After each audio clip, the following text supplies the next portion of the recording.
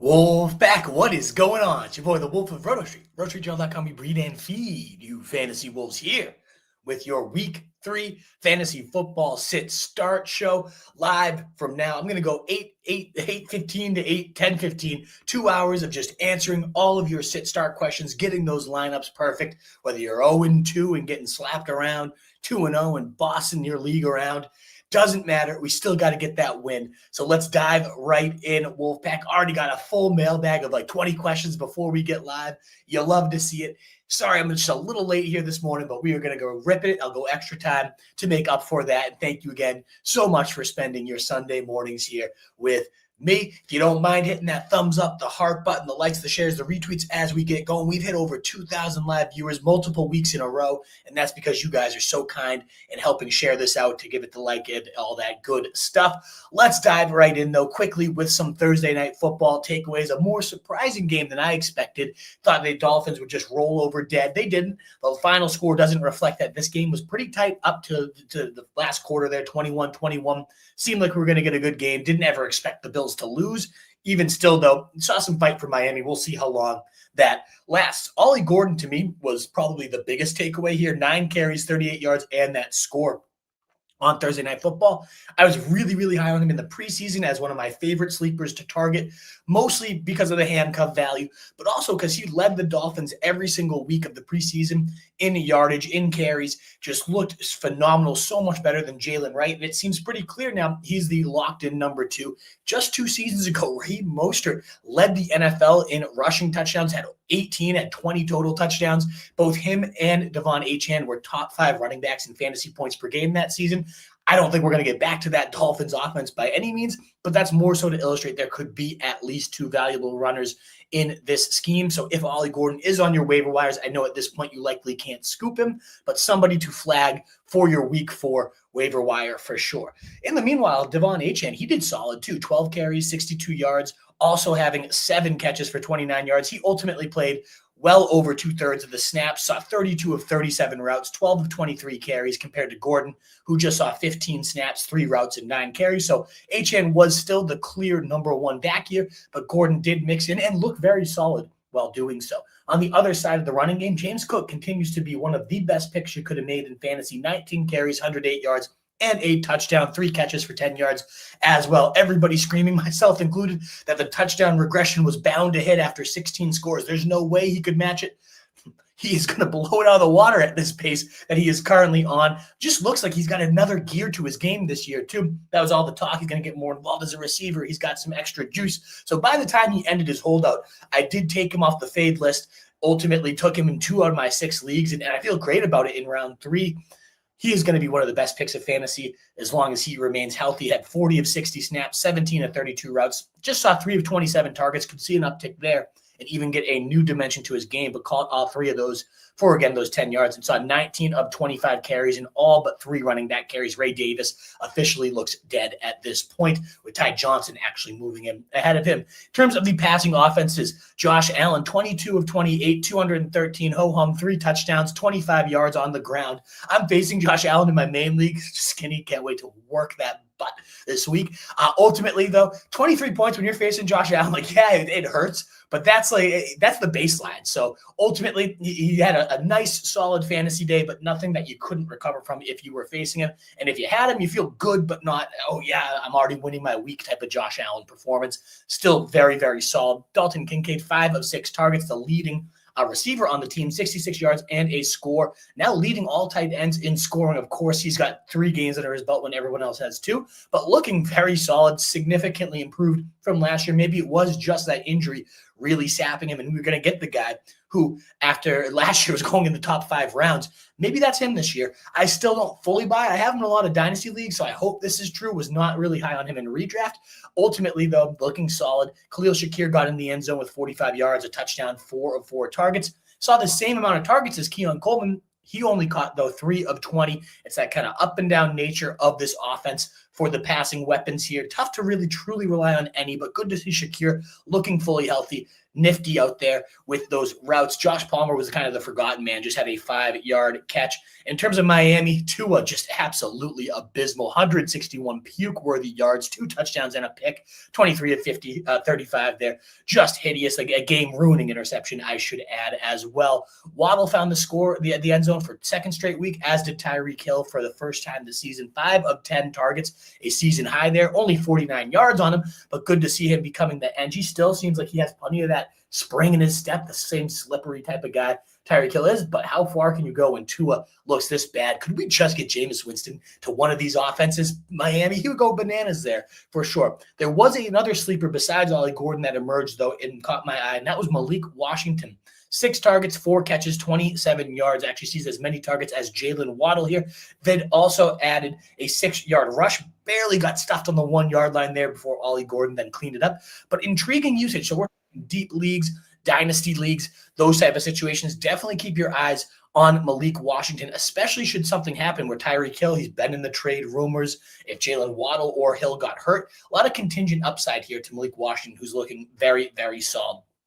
That's all I've got on Thursday Night Football takeaways. But if there's something you think I missed that you'd like me to discuss, feel free to toss it in the questions and comments. We've got over 40 questions on the day so far. You love to see it. Before we get into the news, we already had a super chat. That's your way to cut the line. Thank you so much, Ethan Pugh, and thank you for your patience as we made you wait a couple minutes, but wanted to get through that Thursday Night takeaways. But my man, kicking off the super chats, thank you, Ethan.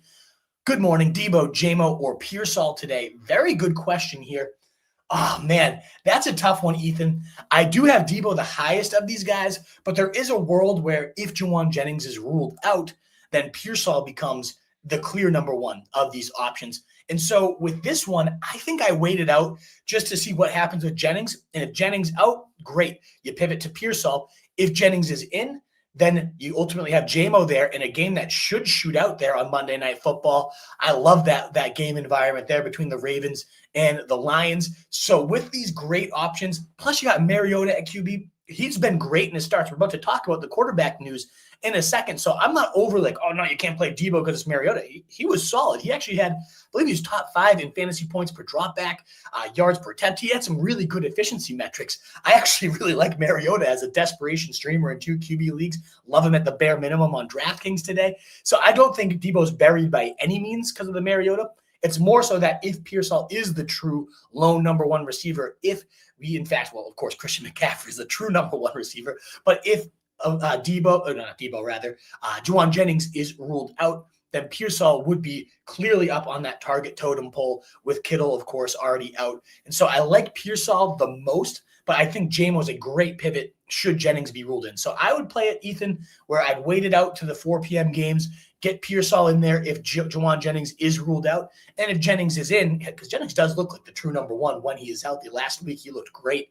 Should he be in, then you just pivot to JMO. You hope for one of those deep bombs in a game where they're going to need to be chasing points. He looked great. I know it was only 2 catches, but going for over 100 yards on 2 catches, having that score last week has you got to be feeling a little electrified by JMO too. So ultimately, if you just decide, you know what, I don't want to deal with any of that, and I put in Deebo, he is who I have the highest in the rankings right now. Wouldn't blame you at all, Ethan. But the way I would play this, if this was my lineup, I'd wait for Pearsall because he would be the clear number one if Jennings is out. And if he's not, then you have JMO, a phenomenal pivot. That's a really tough one, though, because all 3 of these guys in the same tier for me. I'm a big fan of all 3 players. Really good question. And again, I'd go Pearsall, pivot to JMO, should Jennings be in. But if you go Deebo again, I totally understand, Ethan. Thank you so much for kicking off the super chats. Greatly appreciated. And Jay1364, thank you so much for the super chat as well. Hi, bud. You got Knicks, Penix, Darnold, and then Jags, Texans, or Pats defense. Let's dive in for you, Jay. I would be going Bo Nix here, coming off a nice 20-point day last week. Seems like that offense is starting to cook. I really like Bo Nix. We saw last year multiple 30-point days. He had as many 20-point games last year in his rookie season as Mahomes had across the past 2 seasons before that. So we know there's a ceiling with Bo Nix. Troy Franklin starting to emerge. I like that game too. It could be a defensive battle between the Chargers, or it could become a defensive or rather divisional shootout. We saw that last year where these 2 teams both had over 350 yards of total offense, combining for over 60 points. in their second showdown last year. And the way that the Chargers are cooking right now, I absolutely think this game has a lot of potential to open up. So I really like Bo Nix out of those. As good as the Penix matchup is, you could totally see a script. We saw it multiple times last year, and already we're kind of seeing it this year, where if they get up early against those Panthers, they might just bleed the clock all day long. And I think that's what's going to happen. I think it's going to be a big Bijan day. I could even see Algier getting another 15-plus carries because they can just bludgeon the Panthers on the ground. And so that does not lend itself to Michael Penix. I just, if this was the Panthers at the tail end of last year, we saw that game, right? It was the Falcons versus the Panthers. The last week of the season went into overtime, points galore. I think Drake London had 30 himself. Penix went crazy. This is not that same Panthers team. They've shown little fight. It's been absolutely pathetic so far. So I don't like the chances of this becoming a shootout and a back and forth game. Granted, AJ Terrell is ruled out, so that does potentially help him out. But ultimately, I do like Bo Nix a lot there, and I think that game is more fun. On to the defenses. I like the Texans a lot. They've got one of the best defensive fronts. That pass rush is absolutely insane. I know the Jags are in the top 10 right now in protection rating. I think they might even be number one in terms of time allowed for Trevor Lawrence, but they faced pathetic pass rushes so far. I think the Texans are a completely different beast. I'm leaning that way. I do really like the Pats defense as well today, but we've seen without Christian Gonzalez, they're giving up the most big plays in the league. Steelers giving up the second most big plays in the league. So if that game somehow becomes, I could really see that one opening up and becoming a back and forth shootout. Then you don't want the defense at all. They kind of got bailed out by a special teams touchdown last week to get up to 10 points. I think the Texans are just the best talented unit. I know the Jags are playing pretty good defense too, but I really like the Texans on that side of the ball. So thank you so much, Ethan and Jay, kicking off the super chats there. If anybody else wants to support your boy, it is so awesome, so appreciated. And you get to, of course, cut the line. But in the meantime, let's cover our QB news, our running back, receiver, tight end news, a free way to help your boys. What was 750 of you heard before we're even at the 11-minute mark? Love to see it. Please do consider hitting that thumbs up button, whether you're on YouTube or Twitter, or maybe you're the one or two people on Facebook still. That thumbs up button, wherever you're at, the heart button really goes such a long way. And we, of course, love any new subscriptions we can get to the channel as we continue to climb towards 5,000 subscribers over on YouTube. Thank you again so much for being here and supporting your guy. In terms of quarterback news, at this point, you likely know Jayden Daniels has been ruled out, and ultimately Marcus Mariota will be starting. He's in a fringe top 20 quarterback for me. Mariota looked great last year in his limited starts. He is mobile. He does get some leg points as well at 4,000 on DraftKings. He is very much in my plans this week on DFS. And ultimately, I don't think it impacts the weapons all that much. McLaurin last year with Mariota, I know there was no Deebo, so we have to keep that in mind. But McLaurin had 6 targets, 6 catches, 98 yards, wide receiver 16 in his first game with Mariota. And then the close out the season, 12 targets, 8 catches, 62 yards, and a touchdown, wide receiver 11. I know McLaurin's really upset a bunch of people. Very, very tepid start to the year. Last year, though, remember, through 2 weeks, he only had 34 total yards before exploding for the last few. I can see maybe it just took Mariota to come and start this season, but I would not be benching Terry in most of my situations if I have him. Let me know, of course, if you have a McLaurin question. But this is a Raiders team that's given up a ton of deep plays as well. I believe they're third behind the Patriots, Steelers, and then the Raiders in terms of deep yardage allowed, and specifically to wide receivers, it's even greater. And Zach Ertz last year, he had a touchdown in both games with Mariota as well. 40 yards, touchdown, tight end 9, 44 yards, touchdown, tight end 7, top 10 tight end in both weeks with Mariota. So I'm not downgrading him at all. He is certainly one of my stars. Every week I am higher on Ertz than most, including this week, +3 ECR as well. Joe Burrow, we know at this point is done for the year. This is kind of the weekend of the backup QBs. So more quarterback news than typical on this Sunday. But can you start Jake Browning? I do think so. I mean, in his 7 games he replaced Burrow in 2023, Browning completed 70% of his passes, averaged 267 yards per game. That was 6th best in the NFL. The completion percentage led the NFL. He has all the California passing records, according to Adam Schefter.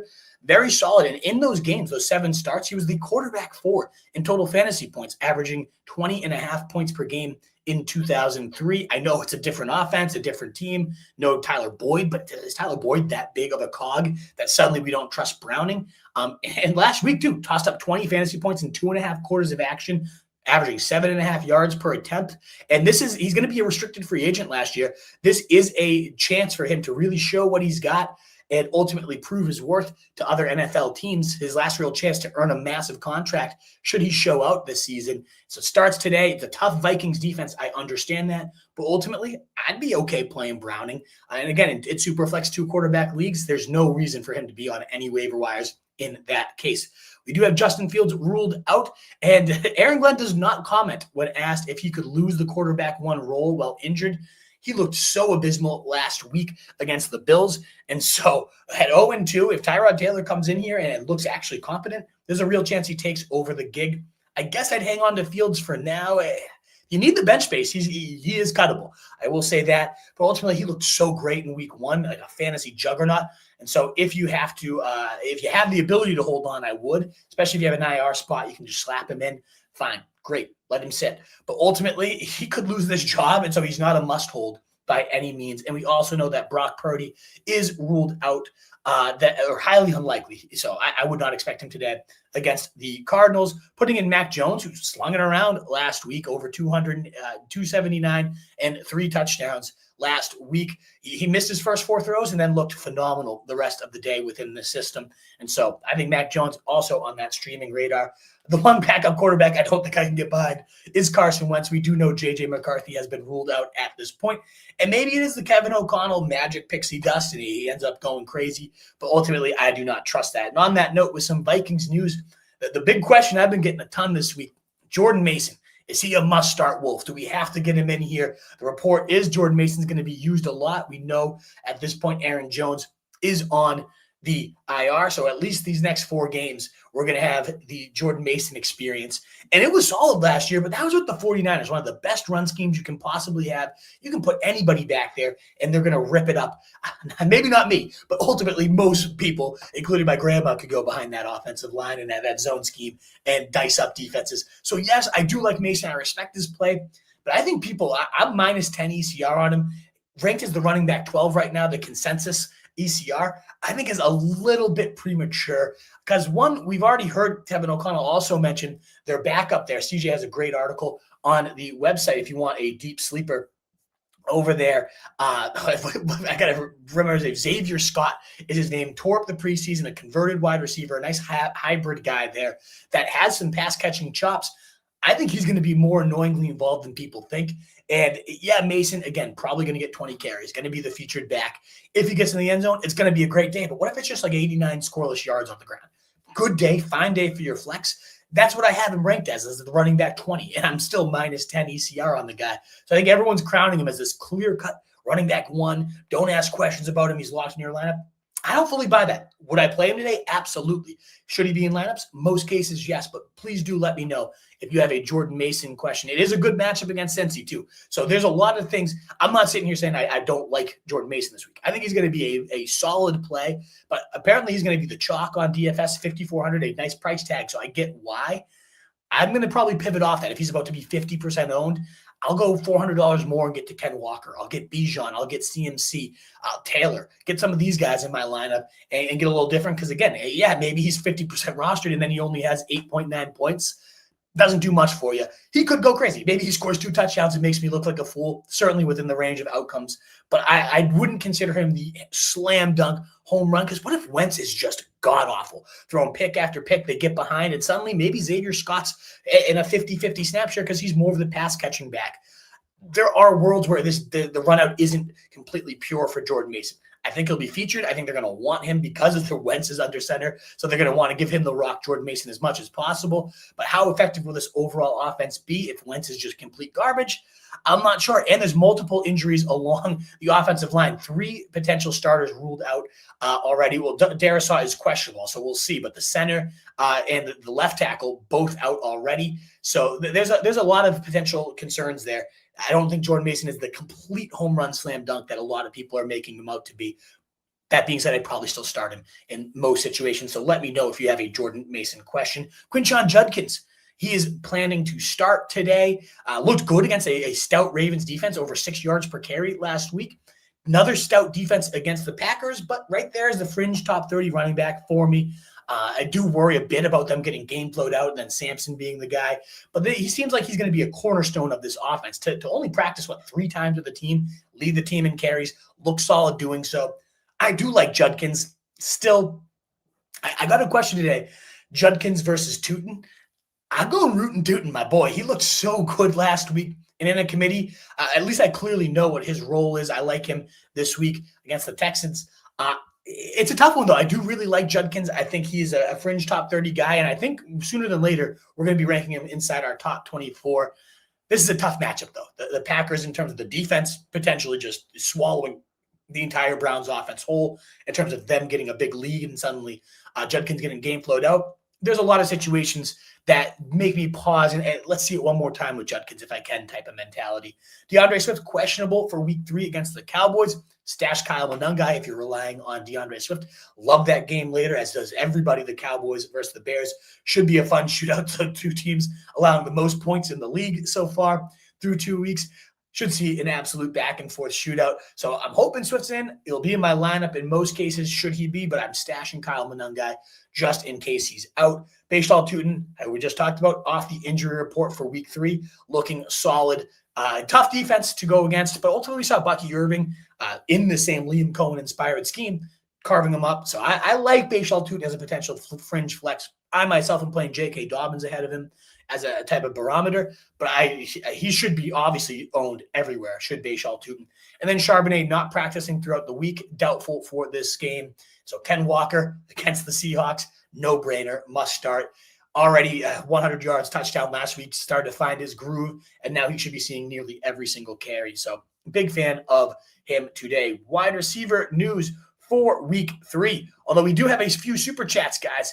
My man, Campanelli, where are we at? In the mods. My mod is sleeping at the wheel here, not telling me when the super chats are coming through. But Papa Sarno, thank you so much for your patience waiting about 5 minutes with these super chats. Let me get through all that running back news. Papa Sarno, sup, brother? Half PPR, Hurts or Herbert, need one receiver and a flex. Jamo, Olave, Pacheco, Tootin. Thanks. Let's go. I definitely am picking Jamo over Olave. And then it comes down to Olave versus Tootin. I'm not playing Pacheco. Yes, maybe this is the night he rebounds.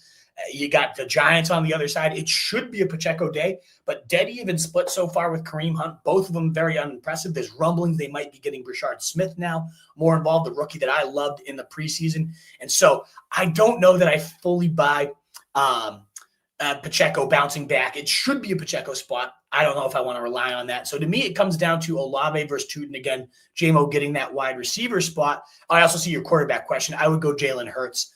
I know the Packers, 250 total passing yards. A little bit pathetic in that sense, but you're getting all the rushing scores, the rushing touchdowns, the tush push, still alive and well. He looks fast and nimble more so than last year. You got to keep riding Hurts. He looks great. Herbert, he looks awesome too. And the way they're slinging it, the top team in terms of pass rate over expectation. I like what they're doing there for the Chargers. If there's any week, though, to bench him against Denver, the best secondary in the league, I do think Herbert's going to be fine. I already talked about, I think that game could be a sneaky shootout, even though it looks like 2 defenses on paper that could swallow the other offense. I think we do get a shootout there, but even still, I like Jalen Hurts today. I think A.J. Brown rebounds. Those 2 connect for a deep one there. But yeah, so now it comes down to Olave versus Tootin. I got to say, my gut's saying Tootin. I know Olave's a little safer. You got back-to-back weeks of double-digit targets. I have to start Olave in a league, although it comes down to Olave versus Matthew Golden. With Kraft, and I probably am going to go Olave there. Oh, that's tough. Part of me does think, too, Seahawks defense hasn't looked amazing. They've been better against wide receivers than the other positions. I might just go Jamo and Olave here. You light him up. Because if Tootin looks great again, awesome. Like, we might not even be asking questions about him anymore. But if this Texans defense swallows up the Jags offense, I don't love Trevor Lawrence. There's a bigger zero risk with Tootin for sure. And so I'd rather just go play it safe, go Olave, go Jamo is how I would play that one, Sarno. Levi, very generous, $10 super chat. Levi, thank you so much. You consistently show up for your guy. 0-2, I hate to see that, Levi. Let's get this thing back on track. You need 3 wide receivers. Nico Pickens, and third is Worthy, Hunter, Godwin, Franklin. So Worthy is out. You're looking at a trade, though. So let's find out what we got to do here. Should you trade McBride and Worthy to get Sutton and Warren? You have Kincaid. And should I swap Hunter instead of Worthy in the deal? A lot of moving pieces here, Levi. That's tough because I love Warren. I don't love Worthy, especially with Rice due back in 3 weeks and how many more games you get out of Worthy before Rice is back. If he sits another one, then it's really only 2 weeks. So I'd rather probably I don't even know if I like Hunter that much, though. So, but then the thing is like, is Sutton on the other side? I don't know. Is Troy Franklin now the true number one there? Probably not. But last week led the team in routes, the targets, the yards, and they have that college rapport there. There is a world where Franklin does emerge as the true number one for this offense. So do I think Sutton's an upgrade over Worthy? Yes. Do I think it's a McBride to Ty Warren upgrade? I don't know. I don't. It's not a move that makes me say like, yep, hammer it. I think your mind's in the right place. I'm certainly open to moving McBride. And I like Ty Warren. So if you can get a receiver that you feel a little bit firmer about than Cortland Sutton, maybe you love Sutton and maybe he's the deal. I loved him in the preseason. He had a good week 1. I do think he bounces back and he just has a fine season. I am a little worried, though, that Franklin looks as good as he does. And so to me, I don't think I pulled the trigger on this one. But I don't love Worthy. It's pretty even. And so ultimately, though, I don't love even trades, but it does sound like your locker room needs the shakeup. You need to send the message. So, gun to my head, would I pull the trigger on this deal? I still don't think so, especially because you have Kincaid as well. So it's like, I like where your head's at. I'd love to package like McBride, Worthy, and see if I can get an even better receiver than Sutton and take Warren out of the deal because you already have Kincaid and he's doing fine. I like Warren, so maybe that. I'd like to know what other receivers he has. Levi, shoot me a message. I think you've DM'd me before. If you have like the Buddha icon, if I'm not mistaken, on Twitter. So send me a message if there's other options or what that's played. Don't love that one right off the knee jerk reaction. But maybe if you swap Hunter in there, it's better. But I don't know. I just don't love either of those guys. I get why you need to make a move, though. And Overcome, thank you so much. You guys are so generous with these super chats. 5 of them on the day already. So greatly appreciated. Overcome asking Higgins or Olave against Seattle D, missing starting safeties, and Witherspoon. I got to go with T. Higgins. And I get it. I like Olave with the defense banged up. I would love him to blow up. I really do trust in Browning, though. Again, 267 yards he averaged across his starts, over 70% completion rate. They did dial up a ton of screens for the guy when he was playing, but last week, 7.5 yards per attempt was more than open to slinging that thing around. I got to go with T. Higgins. I really do. Olave, the volume's been there. The production just hasn't. It's like the Jauan Johnson show over there, so it would seem. So I get the defensive injuries certainly coming into play here, Overcome. But I personally would go T. Higgins myself in that one.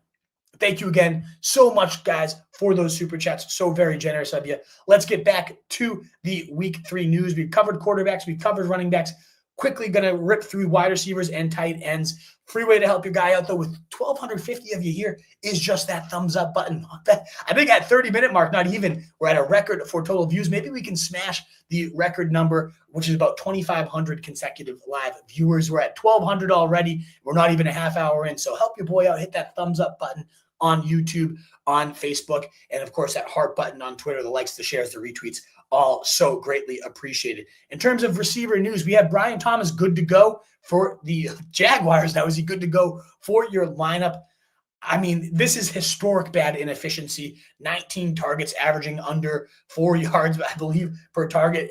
This is one of the most efficient receivers of last year. Completely inefficient now. His best games did come with Mac Jones instead of Trevor Lawrence. I do worry about that. I also think the Texans, very weak against slot receivers. I imagine Liam Cohen, he really wants to get his true number 1 going. I'm not benching him. I do have him right at wide receiver 12, maybe a spot or 2 below ECR. I would be very hard-pressed to be benching Brian Thomas. Now, there was a line of question I got. It was like Thomas, Zay Flowers, and JSN, who we're going to talk about in a second, is now apparently sick. I would be benching Brian Thomas in that case. If you have 3 top 10 wide receivers, then yeah, maybe you send a message to him, get him going, and then he ends up rebounding for you. But ultimately, there's very few situations I'd be benching Brian Thomas. Please do let me know if you have a Brian Thomas question. Would be happy to weigh what other options you have. But like, consider Zay Flowers a barometer for me. Love Zay Flowers in a shootout against the Lions on Monday Night Football over a guy like Brian Thomas, who's struggling right now to find his footing. Jeremy Fowler reporting Ibuka, Buccaneers wide receiver, who's killing it through the first 2 weeks, 3 touchdowns through 2 weeks. He is going to play against the Jets. and he should be in your lineups with the efficiency we're seeing from this guy. I understand it. He's kind of sun-running touchdowns at this point. The volume is like on par with Sterling Shepard. The guy is so productive, though, so far. It looks like a true pro. I love him. I absolutely love Egbuka. Xavier Worthy, he's out for week 3. You're getting the Giants, a team that just got absolutely bombed by Dak Prescott and the Cowboys, and more encouragingly, showed they can keep pace and make a shootout-style game happen. So that means I do love Hollywood Brown tonight. I love stashing Jalen Royals, who's also in the news here today, as questionable tonight. If your league allows that roster churn, on Yahoo, where you can cut your bench players. Let's say you have Jade on blue, like I do myself. He's a healthy scratch today. Maybe I cut him for a Jalen Royals and see if he does anything tonight. He's kind of in camp was pegged as a Rashee Rice clone the way he was working, and this offense clearly needs playmakers. So should Jalen Royals be active, he's a guy I'm very intrigued in deep leagues to be stashing and seeing what he does tonight. We also have Jauan Jennings. He's questionable to play. He had not practiced all week. He was working off on the side on Friday. It's a little concerning, but he ultimately looked really, really good last week. So should he be in there, I'd be happy to play him. If he's ruled out, Pearsall, of course, becomes that must start. So that's like that first super chat we got where I answered Pearsall was probably the preferred play because he had J-Mo as a backup plan if Jennings is in. If you have a situation like that, yeah, it's probably worth waiting it out there. Godwin out, and also a brutal offensive line there. I mean, 3 to 4 offensive linemen will be out for the Bucs as well. But both guys are expected to start practicing this week with the starters. And if everything goes well, according to Schefter, they're going to be playing next Sunday. So a little bit ahead of schedule here for Chris Godwin. Maybe a sell high should Egbuka blow up this week. But yeah, great to see Godwin. Wide receiver 2 in points per game last year, recovering at a great pace, so it would seem. So not out there this week, but certainly somebody to be looking for as early as next week, which is great. And then Christian Kirk will be back this week. Certainly not starting him, but he got dropped in a lot of leagues. Somebody worth at least looking into. Wrapping up here with the tight end news. Tucker Kraft is expected to play in week 3, and where does he rank in my rankings? The tight end 3. We just saw him absolutely erupt on Thursday Night Football, over 120 yards and a score. With Jayden Reed out, he looks like he is the clear main vein. Also, we've had the Browns struggling against, not against Mark Andrews, but in general, the secondary has been very susceptible. We saw Lamar just bombing this team last week. And so I'd like Tucker Kraft as the potential main vein of the passing offense there. Makes as well tougher to trust guys like Matthew Golden Urine, like Jayden Reed, not Jayden Reed, Dontavian Wicks in the Reed role, rather. If you're desperate for a flyer, sure, you can maybe get those guys in, but with Kraft in here, makes it a lot riskier because he's likely the main vein, and I certainly will be playing him today. Very close in the tight end rankings to him is Tyler Warren, my tight end 4. I've been flipping, flopping those guys back and forth. He's off the injury report. Should be good to go. He has looked phenomenal as a professional so far. Really, really big fan of Tyler Warren. See no reason why he won't continue to do those things. And ultimately, he finds the end zone for the first time of his professional career. But above both those guys is Brock Bowers. He's off the injury report. And of course, I know Monday night was a little bit underwhelming, no doubt about that. But you got 3 limited practices, so I guess I shouldn't say fully healthy, but off the injury report at minimum. So you're not really questioning Brock Bowers at tight end. You're playing him. He's the number 1 tight end in fantasy football. Goddard off the injury report as well. Led the Eagles in targets in week 1 before getting hurt. I like him against the Rams. He looked good in the playoffs against the Rams. Big fan of Goddard this week. I'm like +9 ECR on this guy. He should be ranked a lot higher, in my opinion. And the last couple tight end notes are tight end Evan Ingram. He is out against the Chargers. At this point, I think he's fine to drop. I have seen Goddard, who I was just talking about, on a bunch of waiver wires after his injury last week. Great 1-to-1 replacement. Juwan Johnson somehow still out there in a lot of leagues. My tight end 6 on the week. Huge fan of Juwan. Harold Fannin still out there in a bunch of leagues. If you need a replacement plan, let me know who's out there, and I'm happy to weigh your options. And the last nugget on tight ends is Isaiah Likely. He's still out. He started to practice in a limited fashion with how bad Mark Andrews has looked, though, especially if you have an IR slot with Likely already ruled out and you have that opening. Slap him in there because I could see Isaiah Likely going on a nice tear down the stretch for you. He's so athletic, clearly has more juice than Mark Andrews. Was already kind of overtaking him last year before getting a setback with the foot injury, but is in line for a huge extension. The team loves him. And I cut Mark Andrews everywhere I have him. And I like Isaiah Likely. If you need a tight end at this point, I know you can't use him this week, but especially if you can stash him in the IR, get ahead of the rush, because when he comes back and has a big first week, everyone's going to be sprinting to go get him. There is a bunch of defensive news. I'm just going to rip through the notes. Injuries in the secondary. Trayvon Diggs is on the injury report. He's questionable already, a horrendous secondary for the Cowboys. Could be even worse. Christian Gonzalez is out against the Steelers. They've been allowing the most big plays in the league, have the Patriots, and we can expect some more deep shots to Pickens, or rather to DK Metcalf today. Jalen Johnson, the only good secondary member of the Bears, is now on the injured reserve, potentially needs a surgery to his groin and might be done for the season, so expect some more shootouts there for Chicago all season. Love to see that. For your fantasy purposes, hate to see it for a really good, young, exciting corner in Jalen Johnson, but we're going to get a lot of points in those Bears games week to week with that awful secondary. Joey Porter on the other side of that Patriots game, the team that's already allowing the second most big plays, is now without their top corner. He's out with a hamstring injury, IR candidate potentially. That's brutal. And then A.J. Terrell out against the Panthers. So there you go with Ted McMillan. The only really good member of their secondary should be out. So maybe we do get a little bit more of a competitive game.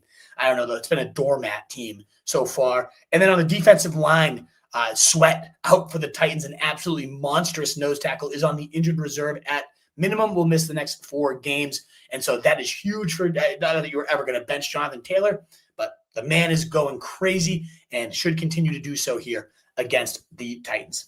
All righty, Wolfpack, that is all the news we had to go over. Ultimately, it is now on to your questions. The rest of the show, of course, if you want to cut the line and get to the front, a super chat can help your boy. And, of course, if not, the thumbs up button, the likes, the shares, the retweets, all that good stuff does help us continue to grow as a channel. But we will be live for at least the next hour and a half. I owe you guys about 10 minutes after a late start here. So let's dive on in. Kicking it off is Eric Buckman. Let me get a quick swig of water. I got to take a quick breath here, Eric, and we'll be right to your question. I went to an Oktoberfest yesterday. That's the reason for a little bit of a late start. A little foggy this morning. Had to go get a McDonald's iced coffee and McMuffin to wash away the hangover. I'm feeling great now. Eric Buckman, Bo Nix or Jordan Love? I'm going to go with Bo Nix. I think that game is a little bit more competitive today. I think, it's nice to have Tucker Kraft in there, though, but I just could see that team being an absolute doormat, the Cleveland Browns. They kind of have been all year. And I think there's a much better shot that you get a back-and-forth game with Bo Nix and Justin Herbert there today. So I'm going to go with that game environment over a situation where you get up early on Cleveland and you just pound the rock the rest of the day. How many times have we seen that with the Packers? But he's my quarterback, 12-13. Couldn't be closer there, Eric Buckman. Ross H., what's good? Good to see you, brother. With JD out, do I start Nix or May? A lot of Nix questions, huh? Bo Nix may be the guy of the day, but I am going Drake May in that case. I am +3 ECR on Drake May, very high on the guy this week. But I think that game against Pittsburgh, both teams allowing the first and second most big plays in the entire NFL, both teams without their top corner. I think we're going to have a fun little shootout here for the Steelers at Foxborough, at Gillette, baby. It should be a fun game. I can't wait. This is like a real test for the Pats here. Dolphins doormat team last week. Let's see them get a real win here in New England. But I like Drake May. Had that rushing score last week. Hey, +425. Hit it last week. I'm going to probably hammer it again this week. I don't have my touchdown scores yet. I'll tweet them out for you guys once I finish the show. But yeah, Drake May, my quarterback 6. I'm all in on him this week, so I'm going to keep riding the May train. He looked great last week. Kimberly Smith, Bo Nix, or is every question going to be about Bo Nix today? I'm definitely going Bo Nix over Penix, though. We had that one earlier. Again, as much as those two defenses are scary, and maybe this does become an ugly 2-touchdown battle type of thing, we've seen those two teams shoot out as early as their last matchup, over 350 yards for both teams, nearly 60 combined points. So I still think that game has a lot of upside, especially the way the Chargers are playing a much more pass-happy attack. And Penix was just so flaccid, despite that good matchup against Carolina. I just see them getting up early and running some more, and the Panthers aren't going to be able to stop it. And so I worry about Penix being a pretty low upside play today. We did see last year, though, when those two teams shot out, went to overtime, Penix went crazy. I just don't see this being that Panthers team. Frazier, what's good? Standard league need one receiver over in Scotland, baby. Let's go. And flex. So we need a wide receiver and a flex between Deebo, Sutton, Ladd, JCM, Pollard, and Tootin. And standard league meaning there's no PPR points. So that makes this one a little trickier. For the wide receiver spot, I think I'm leaning with Sutton. I do worry about the Denver Broncos secondary completely shadowing. Yeah, but I mean, Deebo, because we're talking a standard league and we're looking at touchdowns. I think Deebo, with Mariota, it's their first game together, but Mariota was very, very solid last week, or rather last year in his starts. Deebo's been a clear focal point of this offense so far this year, with 10 and 8 targets, leading the team there, 7 catches in back-to-back games, a touchdown in back-to-back games. I kind of like Deebo. I think Deebo is my favorite of those. And then for the flex, I mean, does Ladd break out against the Broncos secondary? You imagine Surtain's on the outside, so maybe he's matched up with Quentin Johnston, but maybe they kick him inside, shadowing Ladd, who's also behind Keenan Allen in the target totem pole. As crazy as that is, do I think that lasts all year? No, but so far with the raw numbers, he's seen less targets, less yards, certainly less touchdowns. So I don't love Ladd in a standard league, especially nonetheless. I think I'm going Deebo, and I'm going to go Pollard. I think Pollard finds the end zone this week, and that's where I'm leaning for that one, Frazier. Yo soy Tony. Morning, Browning or Lawrence? Olave or Ridley? PPR, thank you. I would go so far. I think I'm going. I mean, is this the Ridley breakout game? Him and Cam Ward reportedly showing such great chemistry all preseason. We haven't seen it anywhere so far. But Indy secondary, pretty weak. I love how good the Indy offense is playing, so we know they're likely to chase points there. I think I lean Ridley very slightly. I had to peek at my rankings for this one, so 20, and I have Ridley 35, Chris Olave 37. So yeah, very, very close, but I am going to bump Ridley just a spot or two higher. In terms of Browning or Lawrence, I've never been a Lawrence guy. I was very excited about his upside in the Liam Cohen offense here. And last week, we kind of saw why. 21 fantasy points, quarterback 11, looking really solid. But this Houston team is a different beast than what he's been facing. It's not like Minnesota's a pushover either. But Browning has just been a beast whenever a starter. Again, 20 points last week in just 2.5 quarters. Averaged 20.5 points as a starter. Quarterback 4 as a starter in 2023. Yeah, it's a couple years removed, but we still have Jamar Chase. We still have T. Higgins. We still have the same play caller in Zach, their head coach there. And so Zach Thomas, no, what's his name? I forget. Whatever. The guy's kind of a tool. I still like Browning, though. I know I'm a bit higher. I think that one's going to go against the ECR there. I'm a bit higher on Browning, plus 4 spots on the ECR, and a bit lower on Lawrence, minus 3 spots. But I do have Browning higher, and I think he's going to really try to show out this week. Dylan, you got a super chat. Thank you so much, Dylan. Cutting the line. Really appreciate you showing out for your boy. 0-2, full PPR. So we definitely need to get the W. 0-3 is tough to bounce back from. 1-2, fine. You get your season back on the rails, and we keep going. But let's get this right for you, Dylan. Let's go. Flex play among the following. Saw Shefty say Buka was limited snaps due to the groin hip. That must be new news. Let me see Twitter. Was that on TV, Dylan? I'm trying to catch that report right now. Let me see what Schefter is saying, because I need a little bit more context there. Because that does worry me, and I'd have to adjust for Ibuka on a snap tree there, snap route already. Let's see here. Ibuka. Buccaneers, Ibuka is expected to play today versus the Jets despite hip and groin injury. He's expected to have his snaps monitored and potentially limited based on how he feels during the game. It potentially is the word there, right? So maybe on a snap count, but then you look at these other options, Johnson, Judy, Hampton, Judkins, Scat, all very questionable as well in terms of their playing time, limited snaps just because they're already limited in that their role in the offense. So there's a chance that Ibuka is not limited at all, and you get full-time guy that's been ripping it up versus these guys. I mean, Judy's the only full-time player there, and he's been doing nothing this year. I was lower on Judy and still remains so. So I ultimately – I'm not doing Johnson against Surtain. Judkins does intrigue me as a starter, but probably not yet, because what if the game flow doesn't go for him? Hampton can't seem to find – he's the one that maybe breaks out this week, and then you're like, God damn, I should have. But ultimately against the Broncos, maybe not the best breakout spot either. If this was me, Dylan, I'm going Ibuka. And maybe I'm going to bump him down a little bit in my rankings because of this limited snaps potentially. we've seen these reports, and they say they're definitely going to play limited snaps, and they play the full route tree. I mean, how many times have we seen Christian McCaffrey will be limited, and he has 30 touches? So I'm not going to lean too much into it, especially with that potential tag on here. They're going to need to get the ball out quick today with both their tackles out. Nick Buka is the perfect type of weapon for that. So I'm all about that. And just some other Schefter news. So he had kind of usually we get these Schefter bombs at 2 in the morning. He's apparently dropping them all right before kickoff right now. So we got JSN. He has a bug that's unlikely to affect his availability. The team just wants to see how he's feeling to make sure, which is why he's designated as questionable. So I would have no qualms waiting it out for JSN today. Sounds like he will definitely be in. And then we got Mariota starting against his former OC, Chip Kelly. That's intriguing. Baker Mayfield replaced Tyrod in Cleveland, and now they're facing each other against that one. I think it might be Tyrod, not Tyrod, but hey, either way, whatever it might be. So just a few more Schefter notes for you. Thank you again so much, Dylan, for that super chat. But again, and thank you for getting on my radar that Ibuka could potentially be limited today. But again, potentially limited. I'm rolling it out, especially against those other options. He's been so hot. I got to keep riding that train myself.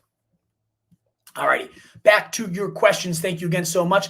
Almost 2,000 you hear, 1,720. You love to see it. Wolfpack, please do consider hitting that thumbs up button, the heart button on Twitter, the retweet, all that good stuff. It does help us continue to grow as we climb towards 5K. Would love to hit that within the next couple of weeks before September ends. Could you help us out? Hit that subscribe button as well. King Retros, half PPR, 8-man, need one receiver, one flex.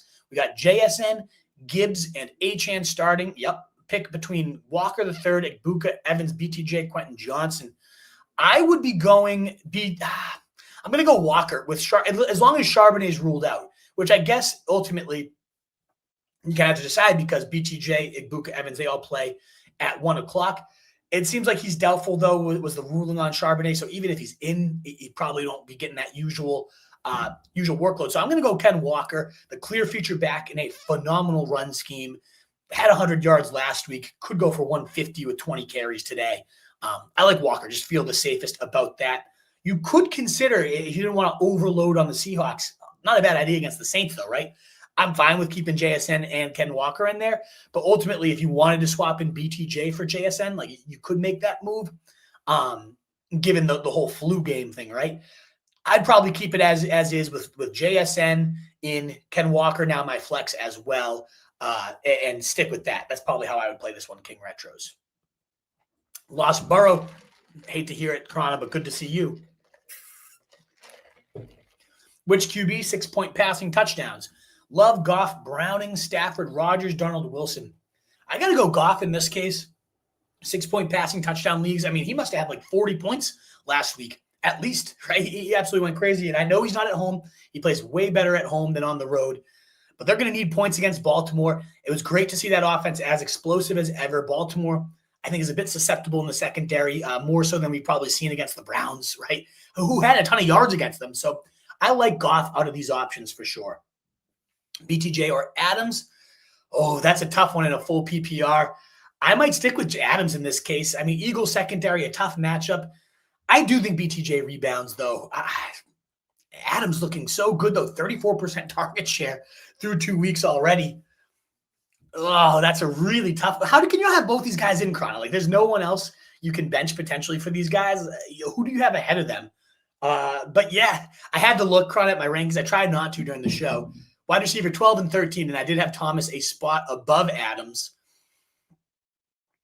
Yeah, I'm gonna go BTJ. I don't know. Very tough. I wish you could get them both in there, Chrono. 2 top 12 wide receivers for me this week. Higgins or Ibuka PPR. I think I'm still rolling with Ibuka. I am gonna bump him down in the rankings, though. Oh man, that's a tough one. Because you got Browning. How's he play out? But averaging 267 yards per start, 7.5 yards per attempt. Minnesota gave up the most points to receivers last year and hasn't looked amazing. They've been fine through 2 weeks, but maybe not the must-start matchup they were last year, but still not like crazy in the secondary. Got into my head, I'm going to go Higgins over Ibuka. I got to make sure I'm going to be updating the rankings as we talk here with the Ibuka news. Let me quickly. I'm going to keep your question up here, Krana, because I want to see how far do I drop Ibuka, because I'm not going to overreact to potentially limiting snaps. Like if it was like he's clearly on a snap count, he's only going to hit 20 snaps, whatever. Okay, sure. Potentially limiting snaps based on how he feels. Like once the lights are on and you're out there, the adrenaline's rushing, he's going to feel fine. I do bump him, 2 spots down. I do think A.J. Brown rebounds, so I would put him above some of these guys. I'd put Ted McMillan above Ibuka and T. Higgins at this point. Yeah, but I still like both those guys a lot above the ECR. So I'm going to go with Ibuka. He's down 4 spots, wide receiver 22. Maybe I do put Jacoby Myers, who's been just like lights out so far, a little bit safer today. I'd may put him above Ibuka at this point. And that's it. That's kind of where I draw the line, I think. Like he's right around like Pickens and J-Mo for me. 2 boom bust guys. So I'm going to go with the guy that's booming even more. Krana asking Adunze over Sutton. For me, yes, I'm all in on Adunze. Huge breakout last week. Now gets the Cowboys secondary. You just saw Neighbors pace 37 points against them. And Diggs might now be out too, so even worse of a secondary. Oh, yeah, we're going to Adunze, top 10 wide receiver for me this week. And Caleb or Herbert, that's where it gets tricky, my man Krana. I feel like I have to go Herbert. I'm not a Caleb guy. He should get it done this week. I mean, this is the shootout game of the year. If you ever are going to use Caleb, it would be this week. I have him quarterback 8 and 9 in my rankings. I do have Herbert a spot above. But if you, as a Bears fan, Krana, like you want to use your boy, go for it. It's close for me, but I personally go with Herbert myself. And what's on the food menu? I would say this too. Both of them are 4:00 games. So if you find yourself as like a heavy underdog, you need an explosion. I do think it's more likely that if somebody was going to go for like 28 points today, I do think Caleb has the higher ceiling. I just love what the Chargers are doing with Herbert this year. And on the menu today, I'm not even sure quite yet, Kron. I haven't gotten that far. I have some leftover pizza I had to take care of. We went out yesterday hard, so I don't think I'll be doing anything too crazy myself. Daniel Coquine, let's go. Thank you so much for the super chat. Dance for a guaranteed win. I'll shake the titties for you, Danny Coquine. I'm surprised you're not asking me to put on another strip show for you here. Love to see you, Colt. Thank you so much for coming, and thank you so much for your support of the show. I think you crushed it this year, if I'm not mistaken, right? We 2-0? At least 1-1. I know you won the first week. I can't remember how week 2 went for you, but I'm sure you're texting. It's funny for everybody else out there. Me and Colt, my brother, have a group chat called Therapy because that's what we need after fantasy football. Repeatedly boots us into the balls until they popped. But let's get it right this week. Dance for a guaranteed win. Again, tit shake for you.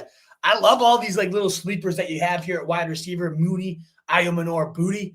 I'm going with Kayshon Booty, baby. No Joey Porter. Leading the Pats right now in like snaps and routes, touchdowns from the wide receivers, playing far more ahead of Diggs and looking really good doing so. I like Kayshon Booty of these options. Now, I want to make sure I have him in my ranks. Yep, I have him above Mooney. And I have him, where do I have Iomanor, who I do really like? Yep, I have him ahead of I like Iomanor. So like all these guys, I personally do lean with Booty. I worry about, for Mooney's sake, them just destroying the doormat team of the Carolina Panthers and then just running it 50 times. We got 30 carries for Bijan and 20 for Algier. It might seem like a crazy exaggeration. I don't know about that. I really think they could go bananas. We saw last year, I've mentioned this a couple times on the show today, we saw they have the shootout upside potentially. Last year when they went into overtime and London had 30 and Penix had 28, everybody just went crazy. This does not look like that Panthers offense. Bryce Young looks horrendous to start the year. Canales looks like he has no clue what's going on out there. I don't buy that team. So if this game shot out, you told me I had a crystal ball and you just told me the final over-under, it hits 50-something points, I'd go Mooney. But I just don't see that happening, and I see them bleeding clock. And then Iomanor, very impressed with the kid so far. If you wanted to go him, he might be a great – I think he's a good touchdown scorer, but I'm going to sneak him in there. I actually kind of like parlaying Booty and Iomanor for touchdowns today, Danny Kolk. You've inspired a nice bet for me. So I'm going to look into that, but I do think Booty's the better bet to score and get deep on a secondary, giving up the second most big plays. On the other side of things, the Pats are giving up the most big plays in the league. So I really do think that game becomes a sneaky shootout, and Booty becomes a big part of it. So – and you're going to say Booty. Slap the Booty, smack the Booty, shake the Booty. Let's go. Kayshon Booty, baby. Thank you so much for the super chat, Culk. Let's go. Fusion V, PPR. Scott, I'm surprised Culk hasn't come on and asked me to chug a beer at 8 a.m. quite yet. Would I do it? Maybe for a super chat. I don't know. That would be tough, especially today after Oktoberfest yesterday. Fusion V, PPR, Scatabo or Trey Henderson? Ooh, that's how far we've fallen from Trey Henderson. But I'm going to go with Trevion. I know last week he got benched because he had a couple holding penalties for the guy that's supposed to be the best pass blocking running back coming out in decades. Not so great so far. He looked phenomenal in that all training camp, all preseason though. And I just, against the Steelers, where they're going to need some big plays, a defense that's given up a ton of big plays, a defense that's gotten steamrolled on the ground so far, the Pittsburgh Steelers, Breece Hall going top 3 in running backs against them. The next week they come out and get absolutely flattened by the Seahawks. I like Trevion Henderson here. I do think Scatabo, that role keeps getting picked up. But ultimately, when you are facing, I'm going to bump up. Hold on. Let me bump up Trevion, because the more I talk about him, the more excited I get. Ramondre is going to probably start and probably be more involved. I do think that the big play upside of Trevion is important today. And so I play him. It's a easy to steamroll Pittsburgh defense somehow out of nowhere these days. And Scatabo on the other side does get the Chiefs one of the best run defenses in the league. Let me see where I have Scatabo. I do have him, only a few spots below Trevion at 35, but I have Trevion at 29. And so that's where I'm leaning Fusion V, the upside there. And then we got Abruzese. I think Sebastian is your name. I'm trying to find Salvatore. I remember you, Sal, last year. If I'm not mistaken. I found a question here, so I'm assuming this is the one because your super chat did not go through, but let's get this for you. We have Jalen Warren, Ted McMillan, or Rome. I'm going Rome 10 out of 10 times. Shootout game. Think that one erupts in the afternoon slate here. Two defenses giving up the 2 most points in the league. Terrible secondaries, and Jalen already ruled out for maybe the year there. Their only good corner for the Bears. Meaning that defense is going to get destroyed by the Cowboys. Cowboys defense just got destroyed by Russell Wilson. I mean, good Lord, if you get cooked by Wilson at this stage of his career, I love it. I think Rome is, especially after what he did last week, a no-brainer. Has to be locked in the lineups. And good offense here, Sal. Options. I love Ted McMillan. 13-plus targets. Just like looking like a clear target hog. But his quarterback blows. And I don't love Caleb Williams, but he can at least throw that thing deep. And Warren looking like the clear future back. So you got some really good options here, Sal. But I like Rome. Top 10 wide receiver for me this week. I'm +4 ECR on him. And I believe everything I've seen from him. So, yeah, I go with Rome, Adunze in that one. I assume that was your question there, Saul. And then Mass Football Guy. Great to see you over there. Your boy Dad Bod. Hell yeah. Let's go, Mass Football Guy. Pick 2 of Darnold, Love, Mac Jones, and Browning in my keeper league. PPR, tight end premium. We got to get it right for your quarterback situation. I'm going to go Jordan Love. I've already talked about how I don't love that game in terms of game flow. I could see them getting up big and then running that clock. That being said, they still have to get up to bleed that clock. And I think Love, he's looked phenomenal so far this year. When you compare him to these other options, he's the only one where I'm like, that's a clear quarterback 1 in my eyes. He's in that tier. He's quarterback 13 for me, but he's in that tier of like low-end quarterback 1s. Then we move on to Darnold versus Mac versus Browning. All intriguing quarterback 2 streamers this week.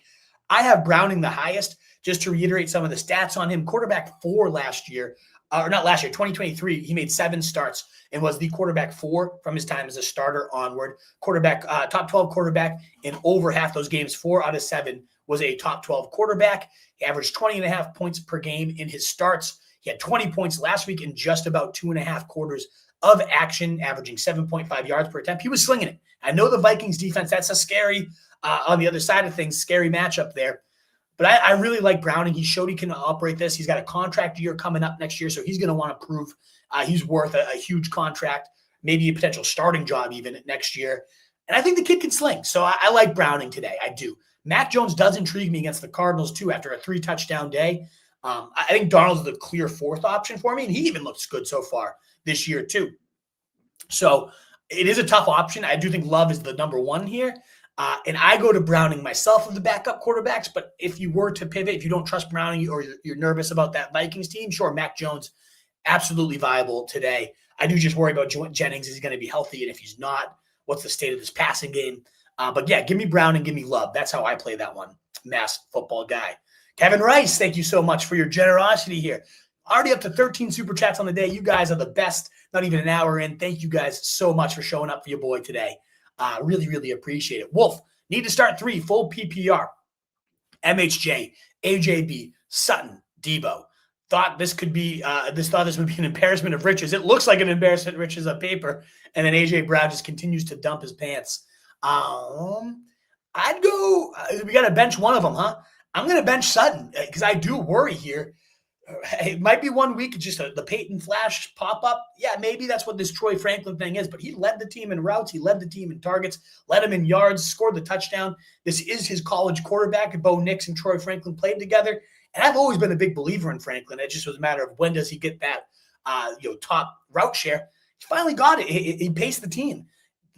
I don't think he's going to fully overtake Sutton by any means, but of these options, to me, Sutton is the one that if he has another dud, it's like, is he even the number 2 on his team? Yeah, probably yes. But I don't know. I'd see Deebo and Mariota. That's a question mark. But he's been such a clear focal point. 10 and 8 targets through the first 2 weeks. 7 catches in both games. Touchdown in both games. Mariota looked great in his 2 starts last year. So I think there's obviously a drop off from him to Daniels to him, but not a huge gap. Like, he can at least Mariota can be functional, and Deebo's the perfect type of guy for your backup to just kind of keep peppering. So I like Deebo to catch another 6 to 8 balls. I like AJ Brown to rebound. Good matchup in the wide receiver cornerback chart against the Rams here. I think squeaky wheel maybe getting his grease today. And then Marvin Harrison, never been a Harrison guy, but I've been impressed with his play, and they're going to need some points against San Fran. I think it comes down to Harrison versus Sutton. And that is a tough one, but I do go Harrison slightly over Sutton. I saw some stats about San Fran being very good against tight ends, but weaker against the outside wide receivers. So you got 3 guys all in kind of a similar tier for me here. But I go Deebo, I go AJ Brown, and I go Marvin Harrison, and I bench Sutton there. Kevin, thank you so much for your support, brother. Manny123, thank you very much for the super chat as well. Quarterbacks, Jones, Dak, flex. You got to go Dak. I mean, that game is going to be so fun. The over-under, is it 50 yet? I mean, it should be. Two defenses give up the most points in the league. Brutal secondaries. I think we get a back-and-forth shootout style game there. You got to keep Dak in there. And then flexing Mason, Allen. I'm going to go Mason there. Keenan Allen, insane the amount of targets. It's like he never left the Chargers. He's just right back into potentially the number 1 wide receiver for Justin Herbert. Like what I'm seeing there for sure, but Broncos a tougher matchup today. Mason with no Aaron Jones should be seeing 20-plus touches, should get into the end zone. I like Jordan Mason a lot, certainly compared to Keenan Allen. And then Ertz versus Henry. I'm going to roll with Ertz. He scored in back-to-back games with Mariota. He scored in back-to-back games to start this year, but even last year was a top 10 tight end in all of his games with Mariota. We saw Austin Hooper annoyingly involved for the Patriots last week. And as a real fan, I liked it. He looked very confident, making some big plays. So I don't want to hate on Hooper, but fantasy-wise, that certainly is nibbling at Henry's cheese, whereas Ertz, the clear-cut number 1 tight end there for the Commanders, and has gotten it done with Mariota. Again, scored in both their games together, had 40-plus yards in both games, and was a top tight end in both games with Mariota last year. I keep it rolling, Manny. So I go Dak, I go Mason, and I go Ertz. Thank you so much for these 2%. And Fusion V coming in with a second super chat. Greatly appreciate it, sir. We got Browning or Murray. I'm going to go with Murray in this case, and I'm not usually a Murray guy.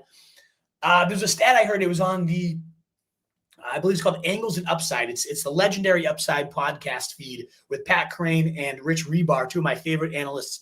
And they were talking about how against Robert Salah specifically, against those defenses, Kyler Murray averages 24 points per game. He averages nearly 60 rush yards per game because of the way they play, like that shadow kind of deep coverage.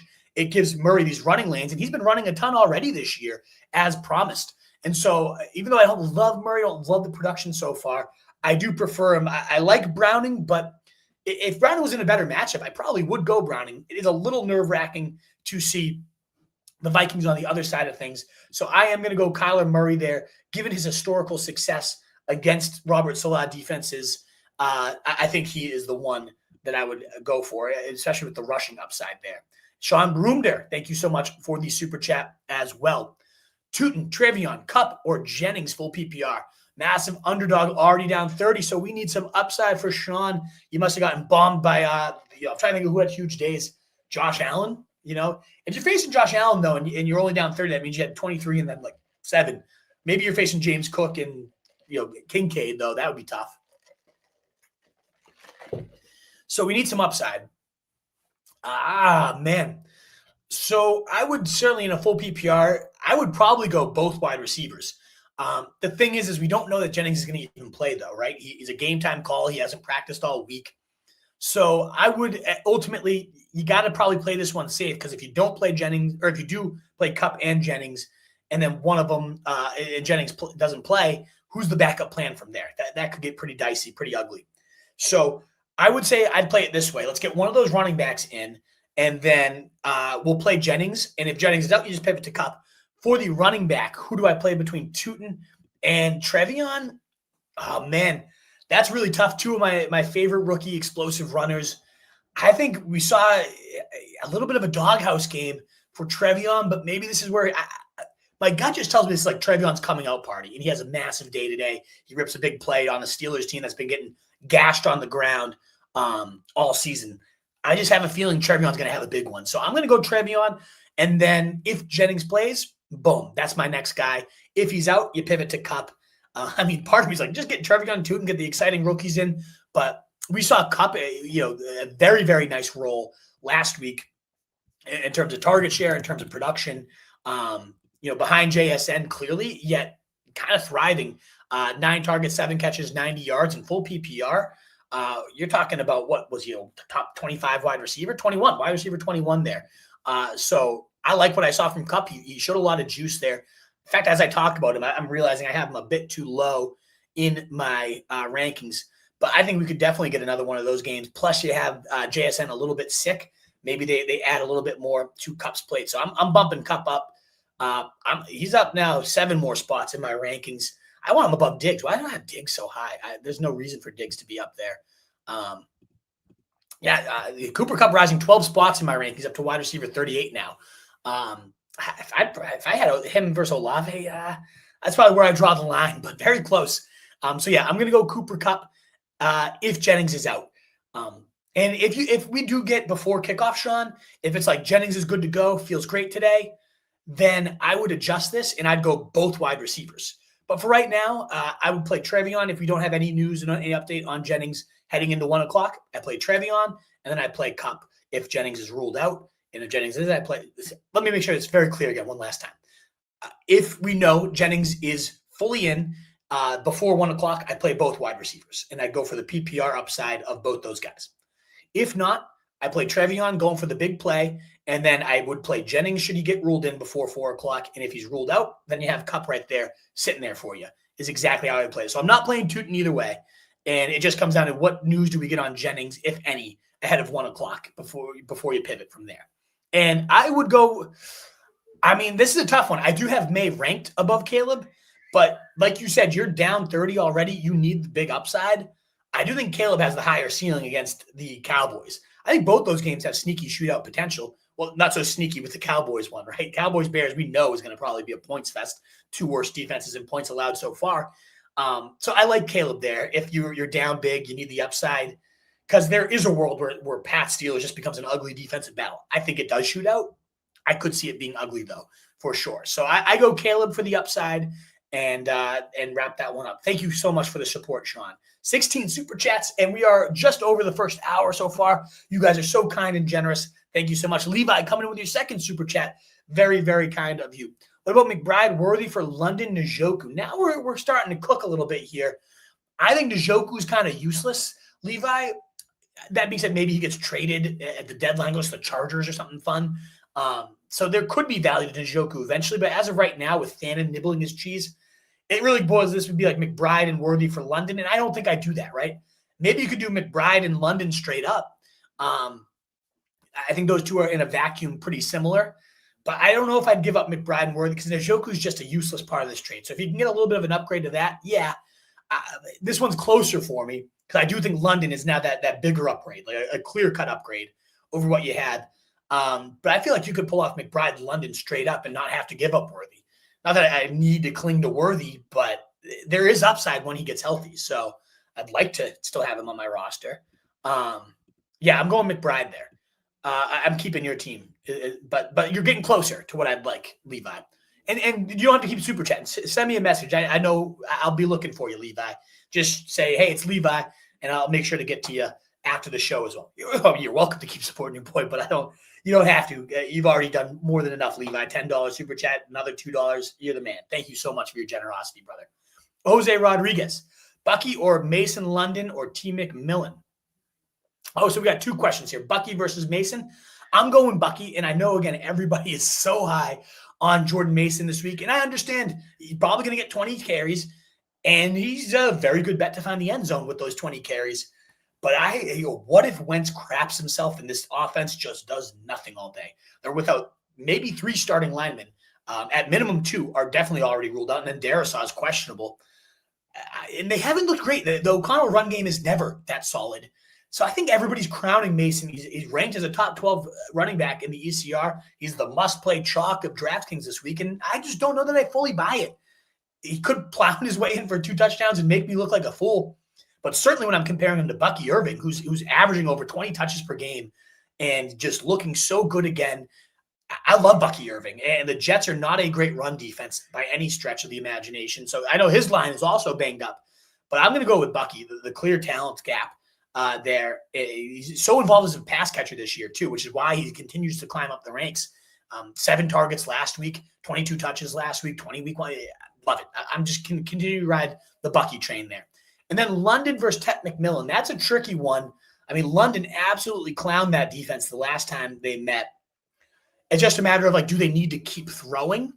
I'm going to stick with London, though. I think he's absolutely even if they do get up big, he probably plays a part in that. So I'm going to go London slightly over Tet McMillan in this case. Thank you so much for the super chat there, Jose. Stephen Drake's constantly super chatting. Great to see you. Thank you so much for your support, Stephen. Need 2 half PPR, Ibuka, Mason, and McMillan. I would go McMillan's probably my favorite option of these 3. And then normally, Steven, I would have said Egbuka, McMillan, lock in the rookies, let them rip, boom. With this talk that he's potentially on a snap count today, Egbuka, and then the key word is potentially. That it's depending on how he's playing throughout the game, how he's feeling. My guess is he's going to feel fine, play nearly all the snaps that he would have, and he's going to do just fine as well. But with that potential red flag, that's a good enough reason for me to pivot to Mason at this point, who doesn't really have any warts other than Carson Wentz, which could be a huge wart, which could really stall his whole offense out. But even then, you're looking at a 20-touch running back. Give me that. Give me the 10-plus targets for Tet McMillan. And as much as I love Ibuka, probably not worth the risk when you have 2 high floor options like those 2. And decent ceiling options, too. Ibuka might be the highest ceiling of these 3, right? But both Mason and McMillan both have 1 to 2 touchdown upside themselves. So, yeah, I'll go Mason and I'll go McMillan.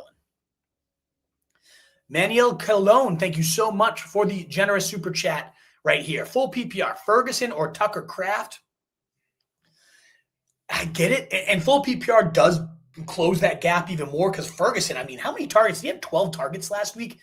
He was just an absolute hog and now gets a secondary without their top corner. Already was an abysmal secondary. So I do see the appeal, especially in PPR. For Ferguson. Yeah, 12 targets, 9 catches, 78 yards. I mean, that is a monster for a full PPR. I get it. I do see him as a safer full PPR option, and it sounds like you yourself are worried. But again, 24 points for Tucker Kraft in full PPR last week. I without Jayden Reed, he was the engine of this offense. The risk, though, of course, is if they're just bludgeoning Cleveland, how much do you really need to force a little bit of an injured Tucker Kraft out there? I still go Kraft, though, Manuel. I'm always a huge Kraft guy. He looks like George Kittle there after the catch. His yards per target, insane. It's close. The full PPR really does bridge that gap for me. But I'm going Tucker Kraft. If you're worried, though, Manuel, if you're like, I want the higher floor, I want the safety, I'm already up, or I feel like I can beat this team and I don't need the blow up, then Ferguson is safer. There's no doubt about that because Kraft could flare up or they could get up big. There's more paths to Kraft failing despite him having the higher ceiling for sure in my eyes. I always chase ceilings, so I do go Kraft myself. But if you are the favorite, if you already have a big lead, I can totally understand going Jake Ferguson today as well. So Kraft's my answer, but if you need that safety or you are worried and you want to trust your gut, totally justifiable today, Manuel. So that's how I play that. In terms of the two running backs, Kamara, Javonte Williams, Chase Brown, or Genty. Oh, man. Who would have thought Chase Brown or Genty would even be getting asked about? And who would have thought that Genty might be my least favorite of these options right now? They're talking about trying to get him going, 20-plus touches today. I personally lean I mean, the Seahawks giving up a ton of receptions to running backs so far, and it's full PPR. So I do think Kamara, who hasn't been, as engaged, as active as a pass catcher, did have 6 targets last week, though. 6 catches, 6 targets, 21 yards, and, 14 and 16 top 20 running back-to-back. He seems like the nice floor play. And I think Javonte Williams actually is the safest option of these other running backs. I mean, Brown, I have ranked the highest, and I'm starting to think maybe not. Jake Browning, I do trust at quarterback, and they threw a ton of screens last year, I keep saying last year, 2 years ago when Browning was the starter. It became like Mixon's points went up per game. I'm going to go Chase Brown as my favorite option, and I think I'm going to go Kamara over Javonte, and as a result, I am bumping down Ashton Genty in my rankings because my gut says not him. It says not Ashton Genty today. That line is not opening anything up. I know. I remember I tweeted it out after their first preseason game, and I said a little slight stock down here for Genty. This line looks atrocious, and everybody, oh my God, you're overreacting to the preseason. Have you never learned your lesson? It's like, I don't know. I'm not trying to victory lap Genty stinking. I have him in a couple leagues. I really hope he picks it back up, but that line is abysmal. And so, yeah, I'm going to go with Brown and Kamara. I'm very intrigued by Javonte, though. He's my running back 14, just behind Kamara at 13, who I bumped up in a full PPR setting. Very close. And if you wanted to bench Chase Brown for Javonte, I do think Javonte is a little safer. I think Chase Brown's going to get a bunch of screens and find the end zone, though, today. Rico Baptiste, who should pick up on waivers, Tootin or Harvey? Ooh, how are either of those guys available, Rico? I wish I could say both. If there's room for both, please do. If I had to pick up one at this point of the season, though, I think it's Tootin. I mean, I think Harvey is the better bet by the end of the season. Take over that backfield and be a true league winner. I think Harvey is probably the better bet for that. But as of right now, Tootin's way more involved. He looks as good, if not better, than Harvey. And I think Etienne's fine, but there's a very real world that Tootin takes over that backfield too. I wish you could have both, but I would, if I had to pick only one right now, it'd be Tootin for me. Great question. Hillary, thank you so much for the super chat. Happy Sunday. Hi, Wolf. Hello. Kraft or Ertz? I'd go Kraft. 24 points last week. I love Ertz. Maybe you can even slap Ertz into the flex there, depending on who your other options are. I'd be happy to look at your lineup after this show and see what's going on. I would definitely play Kraft, though. 24 points last week, ready to go this week. The clear number one weapon in that passing game, it seems, since Jayden Reed got knocked out. So, yeah, I like Tucker Kraft there is how I would play this one. And Mass Football Guy coming in with yet another one. Opted for Strange over Fannin at Flex 2. I wouldn't do that. I prefer Fannin myself over Strange. I will admit I'm not a Strange guy. I'm not really a Trevor Lawrence guy. Don't like the Jags very much. So I do have some bias there. I personally, though, like Fannin myself over Strange. Has been playing better ball for more of this early season. So, yeah, I have Fannin myself at tight end 12 and Strange at tight end 16. So I personally go Fannin. They're in the same tier. I can understand the move. I wouldn't do it myself, though, Mass Football Guy. And that is 21 Super Chats on the day so far. Thank you guys so much. If you want to cut the line and join them, please, by all means, your support means the world. But you guys are so kind, so generous today. A free way to help your boy out, though, with 2,460 of you here, is that thumbs up button on YouTube, the heart button on Twitter, the likes, the shares, the retweets. Really does go such a long way to helping us grow. Hitting that subscribe button to join the Wolfpack. it would be so kind and generous. We are at 9:26, about an hour and 20 minutes in, so we'll be going for another 40 minutes or so up until about 10:10 to make up for me starting a little late today. So thank you again so much. We'll keep ripping through these questions, but if you want a guaranteed answer, do hit those super chats, and I will pull you up just like Joey Boy right here. Half PPR, rank these guys: Hunter, Franklin, Io Manor, and Golden for Joey Boy. A lot of interesting rookies, and Franklin, an interesting sophomore here. How do I rank them? Oh, very, very tough. I would probably go Hunter. I might rank them almost exactly how you typed them here. Hunter, Franklin, Io Manor, and then Golden. I do think I bumped Golden ahead of Io Manor. I know Kraft is in. He's leading the NFL right now in average yards of separation per route. They're just barely missing on those deep balls. But to me, I'd rather play Franklin. Coming off a game, he led the Broncos in snaps, in routes, in targets, looking like the clear number one wide receiver there. I like Franklin a lot. Hunter's a little riskier, but just such a big play waiting to happen type of guy. So I put him at the top here. But it is close, man. This is a really, really tough one here. But yeah, I would rank them, I believe, Hunter. I think I rank them again, like you said, exactly how you rank them. Hunter, Franklin, then Golden over Io Manor, and then Io Manor. But those guys, 54, 56, very close to each other as well. Oh man, and all in the same kind of tier. But I would rank them again: Hunter, Franklin, Golden, Io Manor. With the upside, like if this is the week where Golden catches that deep bomb, they start to really click. Maybe he gets some carries like he did in college. There's a lot of upside there, but I'm at that I need to see it to believe it type of stage. Plus, I do think they end up blowing out the Browns and end up taking their foot off the gas. And just we've seen it with LaFleur many times. When they're up, they'll just pound Jacobs, they'll pound Wilson, and just get in and get out. I see that happening. I think there's a better shot of Franklin and Hunter being in game flow situations. I'm very intrigued by Io Manor too. A lot of hype coming out of there in Tennessee about how he's a true pro, how they're stunned they got him in the fourth round. I was stunned he fell that far. I loved him as a prospect, loved the landing spot, love how he's looked so far. It's just a matter of, of the offenses, that's the least intriguing one to me, the Titans right there. Thank you so much, Joey Boy. And Eli just giving a salute with a super chat. Hey, cheers, man. Thank you so much for your support. Really, really appreciate that.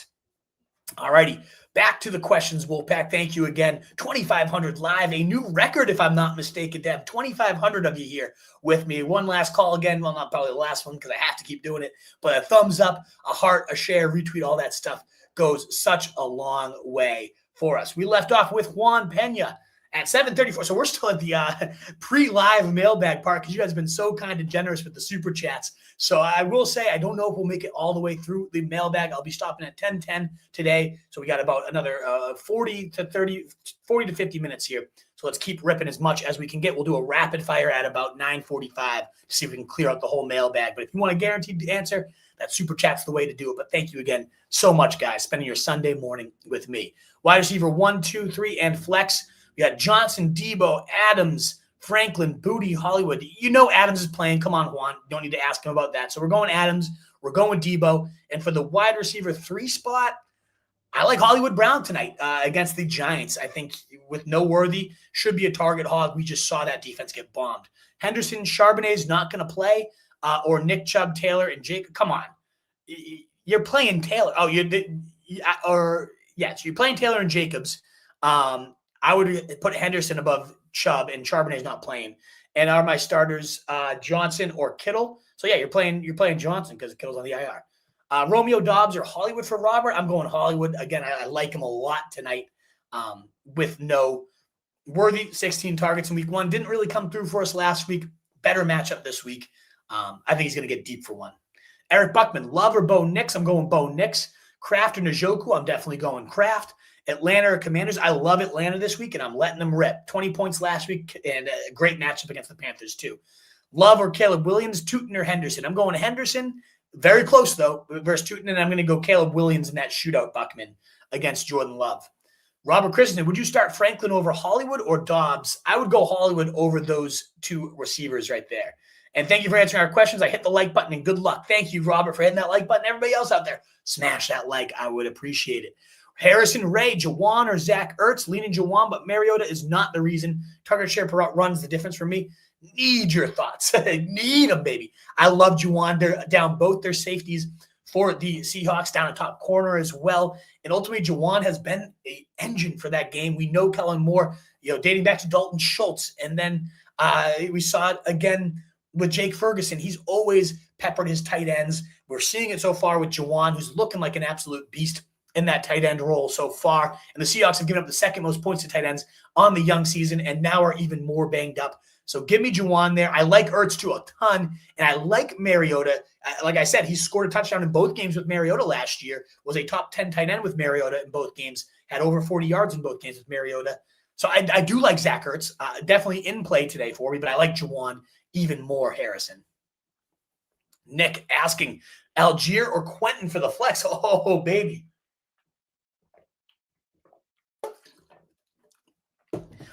I'm going to lean Algier here. Quentin Johnston, ultimately getting the Surtain shadow most likely today. And I don't know, maybe he does go into Ladd. We've seen the big plays. He bailed himself out with that 60-yard touchdown last week, lit it up in week 1. A lot to like about Quentin Johnston, but against the Broncos, that just kind of feels like the disappearance spot for Quentin, whereas you got Algier against the worst run D in the league, a game where they're going to likely be up and just bleeding them out. I think he's going to get 10 to 12 carries at minimum and find the end zone. So I go with Algier in that one, Nick. Pacheco or Hollywood, half PPR. I'm going Hollywood for sure, Tien Nguyen. Like I said, I think he lights it up tonight, especially if the Giants can keep it competitive. I do understand the script. It's like, okay, Chiefs are up big. They bleed it with Pacheco, but maybe they bleed it with Hunt. There's no guarantee that it's Pacheco that's actually the guy. And they're talking about potentially getting Brashard Smith more involved tonight. Yeah, give me Hollywood. I think we're going to get a 10-target plus day and watch him light it up like we saw Adunze do last week against that pathetic defense.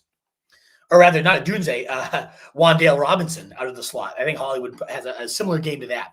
Harrison Ray, Brenton Strange, or Dalton Schultz, or Cade Otton. No. I think he gets a TD. I mean, trust your gut. I don't buy this Igbuka snap count. It's potentially being monitored. I don't buy it. If you want Cade Otton, you feel like for these three guys, Harrison, trust your gut. If you think Otton scores, go with it. Go with Otton. I personally would play Brenton Strange of these three options, though. Mika or Olave with the snap news for El Blanco. A lot of people coming with that snap news. I'm not buying it. The report was potentially on a snap count, depending on how he feels and how he's playing. I mean, yeah, sure, maybe it flares up. He doesn't do well, and it is on a snap count. I think it's more likely, given what I've seen from Igbuka, he plays through it. He feels great.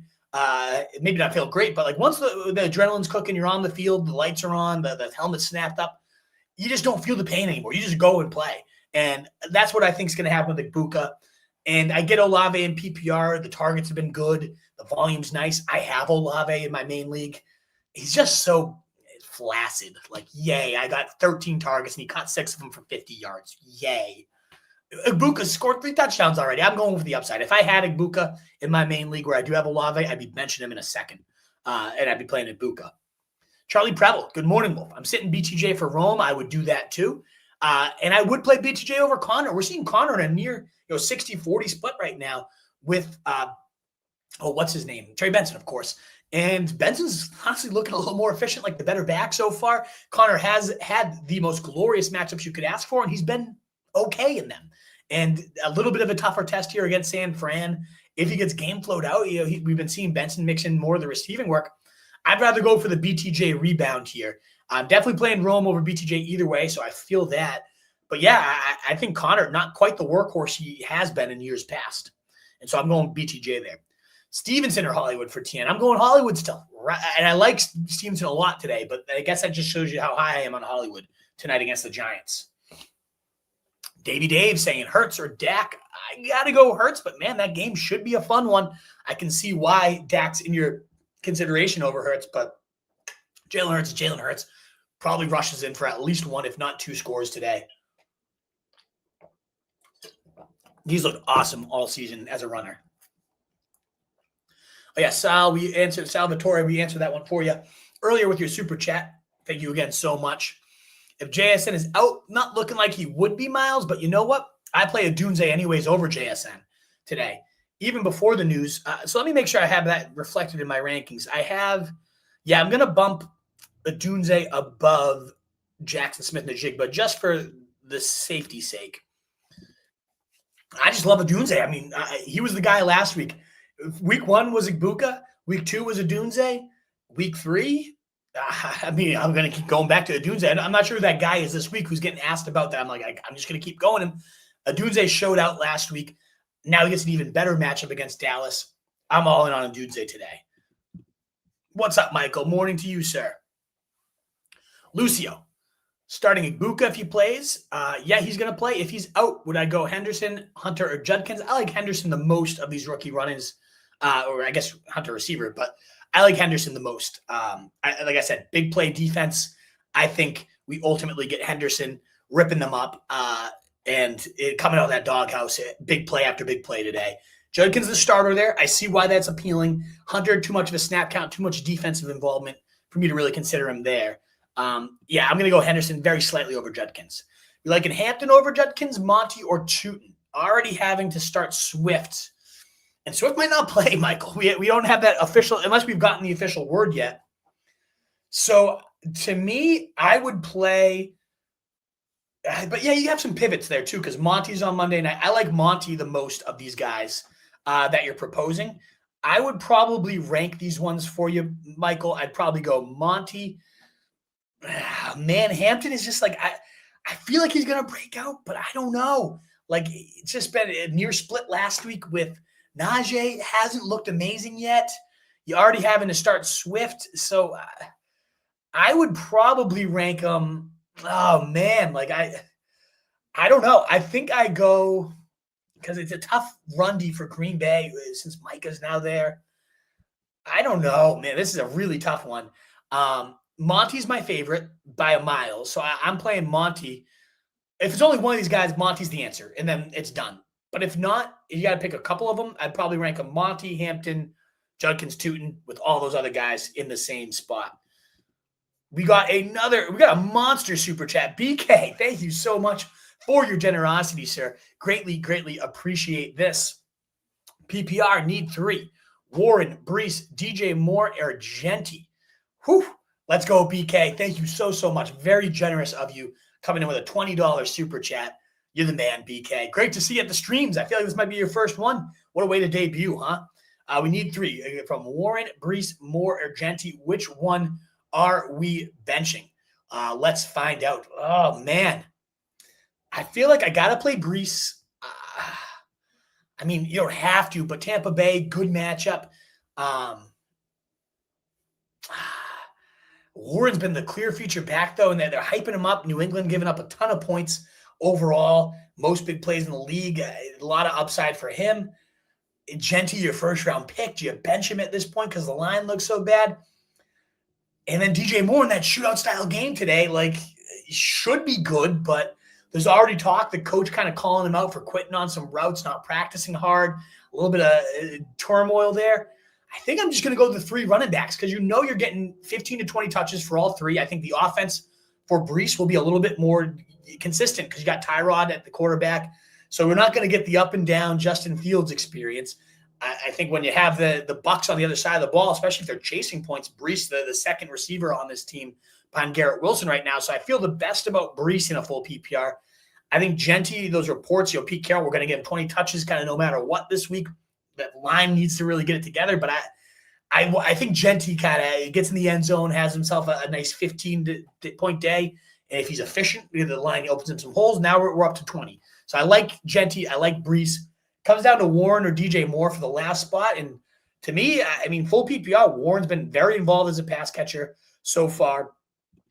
Caleb Johnson's a complete and utter non-factor on the year so far as well. And so we've got, Jaylen Warren, top 20 running back in back-to-back weeks, running back 12 last week, 4 catches, 86 yards through the air, looking explosive as a pass catcher, that 65-yard scamper, looking good.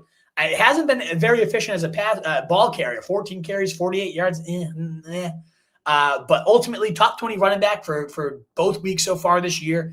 No end in sight. Tomlin praising him and saying he's our true bell cow right now. Caleb Johnson has these things he needs to work on. Yeah, I'm riding Warren right now over DJ Moore.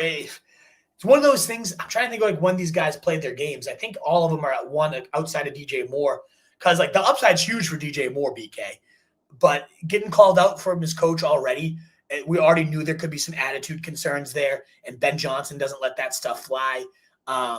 That game should be a fun shootout that I want pieces of. He's gotten some good backfield snaps. He is moving around, doing his thing. But it's just like it's been inconsistent. The targets haven't really been there. 3 and 5 targets, or rather 5 and 6 targets, 3 and 5 catches through these first couple weeks outside the top 40 wide receivers in back-to-back weeks. Could he rebound big? He's got the biggest ceiling because it's DJ Moore in a shootout-style game. But Rome's like the clear alpha, in my opinion, here, BK. So, yeah, I'm benching DJ Moore. I'm going the 3 running backs. Saddle up the cows, baby. Get to the pastures. Ride the bell cows. 3 20 touchbacks. I got to go with it, despite that upside, that game environment later. Let it rip with the bell cows, baby. Saddle them up. Thank you so much, too, for the generosity, BK. And thank you so much, Carlos, for the generous super chat right here. T. Higgins, Tat McMillan, since Charbonnet is out, Jacobs or Walker? Great questions, Carlos. I'm going to go Tat McMillan over T. Higgins myself. 9 and 13 targets back-to-back weeks. So you're looking like the clear number 1 rookie receiver. And having these catches, some of them not counting, on the sidelines, one-handed, like freakish grabs. He looks the part of a true alpha. He's producing the part, just hasn't scored yet. That could easily change against the Falcons secondary without A.J. Terrell today. So give me Tat McMillan. With the running back one, that is a very close question there, Carlos. The upside certainly is with Ken Walker. I mean, Jacobs, though, you got 11 straight games with a touchdown. As safe as it gets, I likely go Jacobs. I do have him at running back 10. I have Ken Walker at running back 11, as close as could be in the rankings. And if you need the ceiling, then you go with Ken Walker, because he's probably going to get 25-plus carries in one of the best run schemes. I love that Seattle Kubiak zone scheme. Unbelievable. And to be the main guy there, phenomenal upside. But to me, Jacobs just so much upside. I mean, well, I shouldn't say upside, rather so much floor. So to me, like Jacobs, just you're going to get your touchdown. You're going to get your 12 to 18 points, and you're good. Whereas Walker is more so like you could get 25, but he could have a hamstring flare-up. He could not, maybe they're not as efficient this week. That's really tough, though, because, like, Cleveland just stopped Derrick Henry on the ground. They're very, very good. Their first-round pick out of Michigan, killing it so far.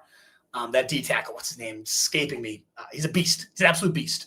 Gun to my head, Carlos, honestly, I think I go Ken Walker. I really do. Like, you'll get your Jacobs touchdown, but it might be 50 yards to go with it. And they're up so big that not only are they just only running the rock, but they're actually doing it with the backups. You could see that situation today. And Walker, I just think explodes. Like, I really do. Against the Saints, yeah, I'm going Walker. Check me out, Xbox NA. Thank you so much for your super chat. Who would you start this week, Caleb, May, or Goff?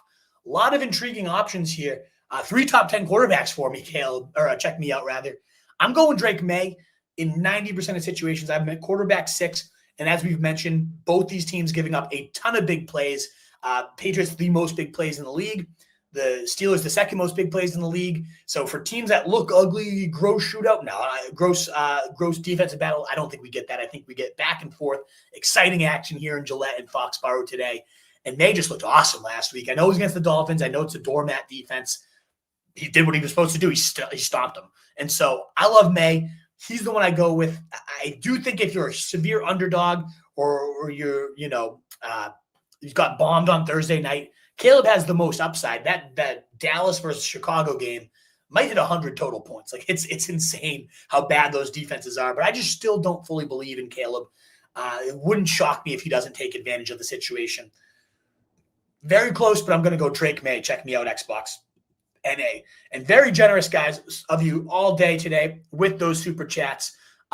So grateful. 27 super chats on the day. You guys are the absolute best.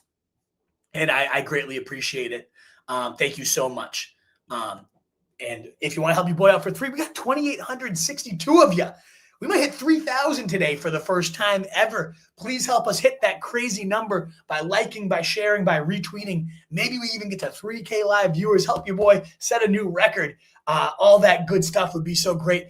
honestly, 9:46, and we're already only at 8:11 in the mailbag. I'm going to fire up the super chat, or rather the rapid fire immediately. If you want to cut the line and make sure you get a guaranteed answer, the super chat is the way to do it. I'll be looking for those. But ultimately, I'm just going to go in the order we have them. I'm going to set a 30-minute timer because I was a little late. We did have a super chat. So, I'll answer this one. We'll set the timer. We'll do the rapid fire. But a very generous super chat here from Andrew Myers. You guys are the best. Thank you so much, Andrew.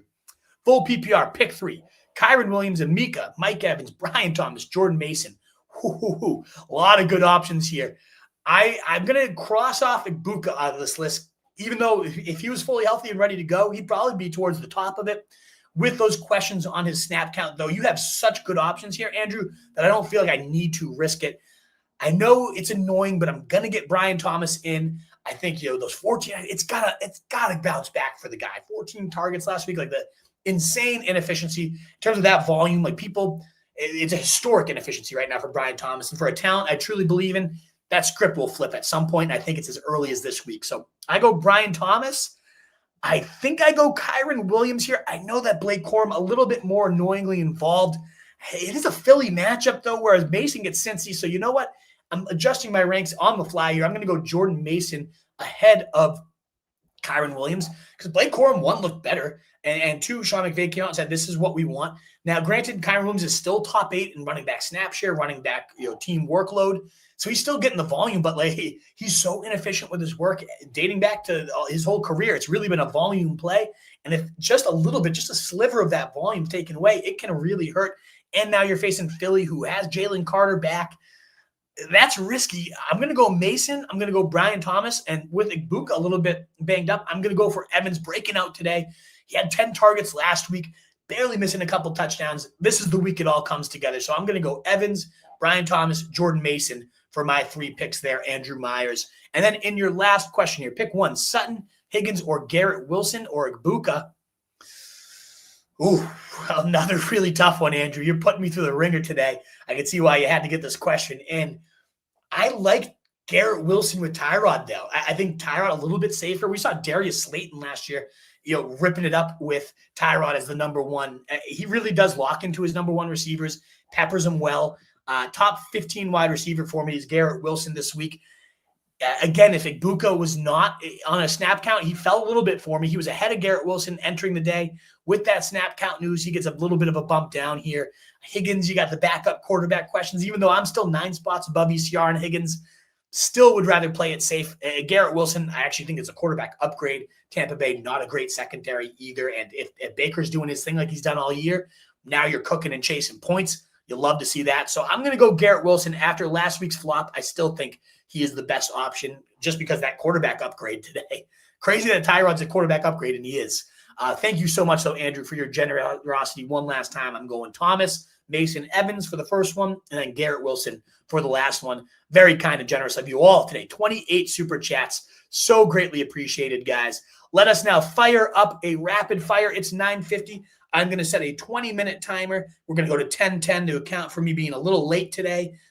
We'll go a few minutes extra than even what I owe you because that was that. But if you want your guaranteed answer, hit that super chat. One last call, 29:34. Can we get to 3,000 within the next 20 minutes? I hope so. That would be a new record. It already is a new record. Love to see it. Thank you guys so much for being here with me. Please consider hitting that subscribe button on YouTube. Would love to help pump us up over 5K over there. Hit that like, that button, all that good stuff. And one last, I don't even think I've let you guys know, all my rankings are free at rotostreetjournal.com. I kind of update them throughout the show. I'll publish them after the live show. That's why I love doing this because it really helps me think through who I actually feel I'd go in a sit-start scenario. You guys help me out just as much as I help you, and I greatly appreciate you being here. Over 3,000 a year. New record. You're making your boy smile ear to ear today. Greatly appreciate it. But let's start that 20-minute timer now. Let's go. Rapid fire. rotostreetjournal.com. We breed and feed you fantasy wolves for all these rankings. Let's do that rapid fire starting now. We got Nick's Sutton stack. I'm terrified. They cost me 2 wins already. The other options, I would definitely stick with what you got here over those other options. Stephen McMahon. Wolf, would you take a healthy Justin Fields over Bo Nix? Nope. I would go Bo Nix over him because he might lose his job if he doesn't look good, Justin Fields. He's not going to look at if Tyrod Taylor looks good today, though. He might be on the bench.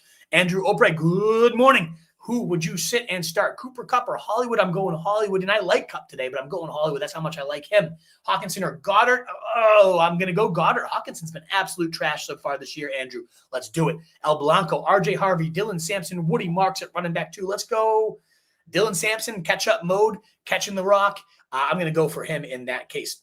Michael Regine, trying to get Judkins. Have Kyron Williams, Chase Brown, Pacheco. Would you trade Pacheco, Diggs for Judkins, Golden? Yes, I would. Dollar Bill, any worries on the monsoon in the Cowboys-Bears game? Nah, I mean, heavy rain does scare me a little bit, but ultimately those two defenses are so bad. The offenses have the advantage in a bad weather. I think it still shoots out. Hey, you're welcome, Jay. Thanks for being here. Good morning, Luca. LA, PPR flex, Warren, Pickens, or Higgins. I'm going to go with Pickens. I think that game goes nutty. LA. Justin McMahon. Got to sit one PPR. Moore, Deebo, Jacoby, Dobbins. I'm sitting DJ Moore. Even though that game should shoot out, he's been questioned already by his coach. Don't love it. John Lazore, Russ Wilson, or Matthew Stafford. I'm going to go with Russ Wilson chasing points tonight.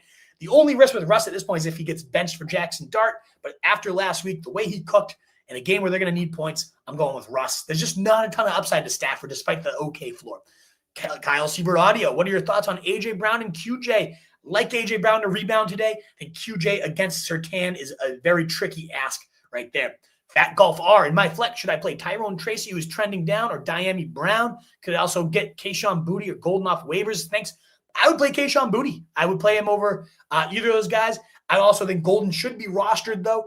If this is a matter of like you can only pick one of those guys up, I would probably actually play Golden because I think long-term, leading the league in separation, so close on connecting on these deep balls, I think he's going to be the best of these guys over the course of the season. But if I had to pick one today, it's Boutte. If I had to pick one for the rest of the season, it's Golden.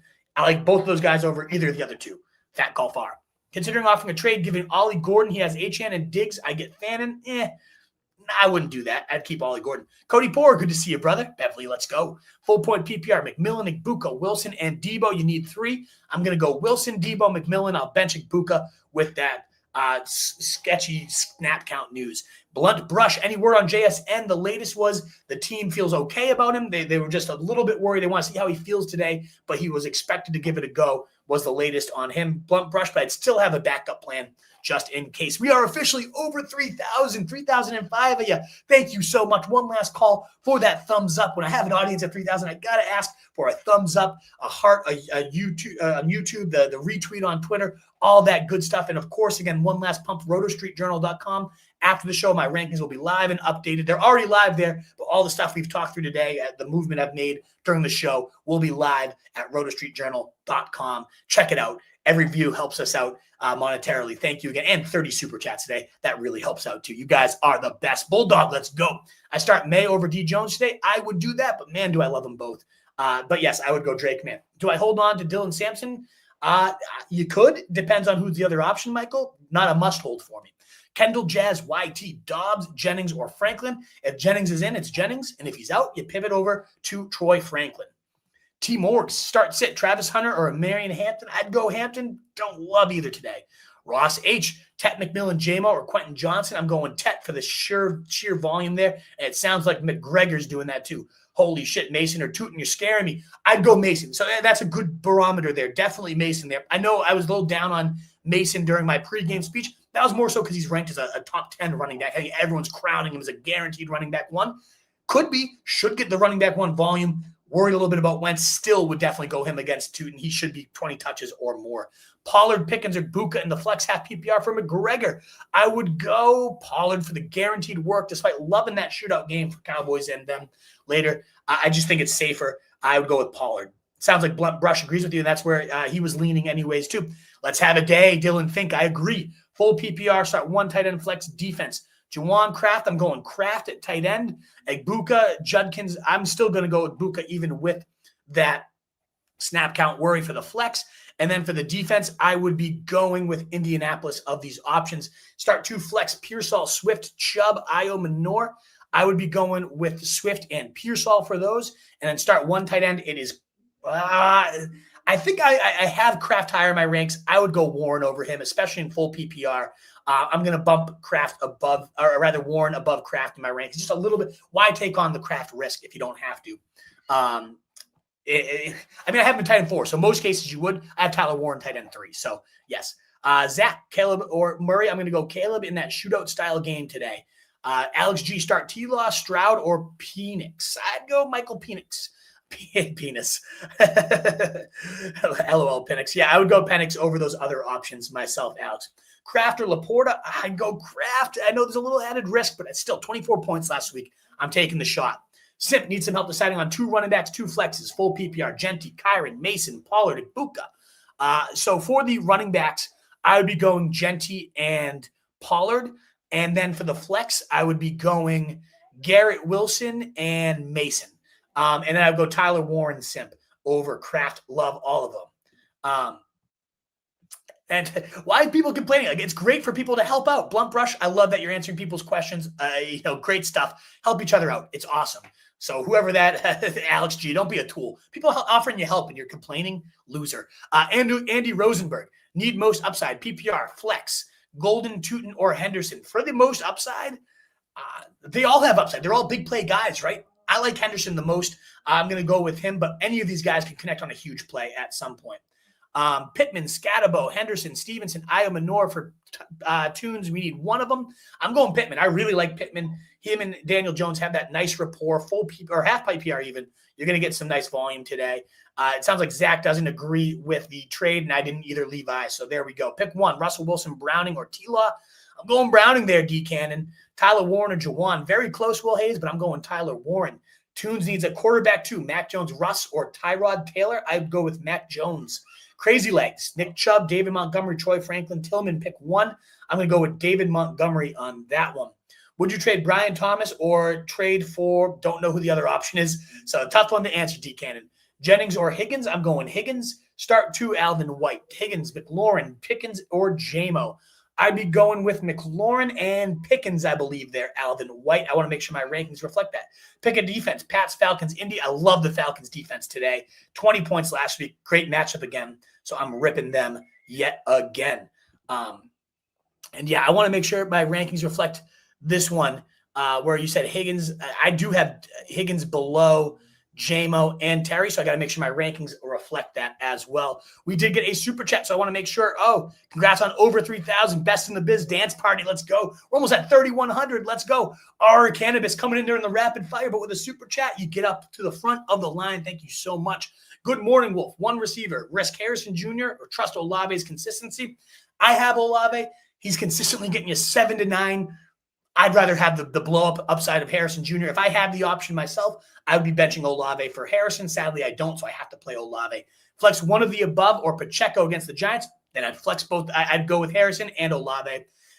Pacheco, yeah, the game flow. They should be beating the Giants all game. They should be pounding the rock to bleed the clock, and yet that means they might be pounding the rock with, Kareem Hunt is sharing the workload so far this season. And so I don't trust it all. It should be a Pacheco night. It probably will be. Then there's talk they might get Rashard Smith involved more because he just brings more to the table as a receiver. I'd go with the 2 receivers, especially because I didn't think you play full PPR. So I'd rip with that. Derek, just full PPR. Thank you guys so much coming in late with a super chats here. Would you full PPR pick one, Golden, Austin, or Thornton? I would go, if this case we're going this deep, Derek, just go with Matthew Golden. I know the production hasn't been there, but all the peripherals, the highest separation score of all receivers in the NFL right now, barely missing 2 90-plus yard touchdowns so far this season. And I know that's not going to get you fantasy points, but he just seems like he's about to erupt. Do you erupt against Cleveland? I don't know, but if you're going with Calvin Austin or Thornton, you're already kind of in the weeds. Go with the first-round pick, the first-round talent, the guy that is so close to blowing up each and every week. Derek just is where I would land. Thank you so much for the super chat, guys. I greatly appreciate that. Back to the regular scheduled program. We got 10 minutes left before I sign off. We'll pack one last call with 3,115 a year. What a record-setting day. Love to see it. All these rankings will be live at rotostreetjournal.com. Check them out. Every click helps us raise more money. Every thumbs up helps us get to more people. That likes, the shares, the retweets, all that stuff helps us continue to grow. But thank you so much for setting a record day here with over 3,100 of you live. Love to see it. Let's continue this rapid fire for the final 10 minutes. Tunes asking Love or Murray. I would go with Murray there. Bulldog, which one in the flex half PPR? Io Minor, Golden, or Tootin? I would go with Tootin in that case. If JSN doesn't play, I'll need two, Higgins, Tillman, or Jennings. I would go with Higgins and Jennings there. Harry Nudzak, Harvey, Woody Marks, Sampson. I'd go for the big play of Harvey on that case. Would you start Fannin Jr. over Kelsey? I would not. I'd go with Kelsey there. Another super chat. Let's get to that one. The Zan, 0.3 PPR. Interesting. Haven't seen that very often. Pick one for flex. JSN, Warren, or DK. I got to go JSN. I know there's the flu. Is he going to fully be? I like it a lot. I know the Pats give up the most big plays, so DK does seem like he's in a great spot. He is in a great spot, and no Christian Gonzalez there. Warren, a clear lead back, but JSN, over 20 fantasy points in back-to-back weeks. The clear engine playing that kind of Puka Nacua role in this McVay-inspired offense, the Kubiak scheme. I like it. So I'm going to go with JSN there, the Zan. Giuseppe Russo, flex PPR, Chubb, Hunter, Booty, or Shaheed. I'm going Kayshon Booty. The Pats give up the most big plays. The Steelers give up the second most, and Booty's our big play guy, leading this team in snaps and targets from the wide receiver position. I like Kayshon Booty. I like all these options, but he is the highest upside. He's the guy I would go in a full PPR with Shaheed right on his tail, in my opinion. Hunter, I don't think I have that in my rankings either. Hunter worries me, the amount of defensive snaps he's playing, so I'm going to keep him going down the ranks. Could blow up at any minute, but I am going to go with that myself. Alrighty, we were at Harry asking about them. So we were at Russ asking about Fan. I'd go Kelsey, Alec Ayamore. Thank you guys again so much for these super chats.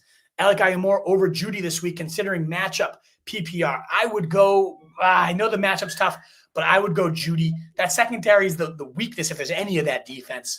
I'd stick it out with Judy, but it's close, man. If you're Water Buffalo, you're feeling Alec in the gut, go with it. It's close enough. Jay saying pick one, T. Hunter, Scary Terry, or Pittman. I'm going to go Scary Terry. He really did light it up last year with Mariota. 12 targets, 6 targets, back-to-back top 20 wide receiver games. I think this is going to be his coming out party this week. And I would go with Scary Terry, then Pittman, then Hunter is how I'd rank them. But Terry's the one I'd pick if only one.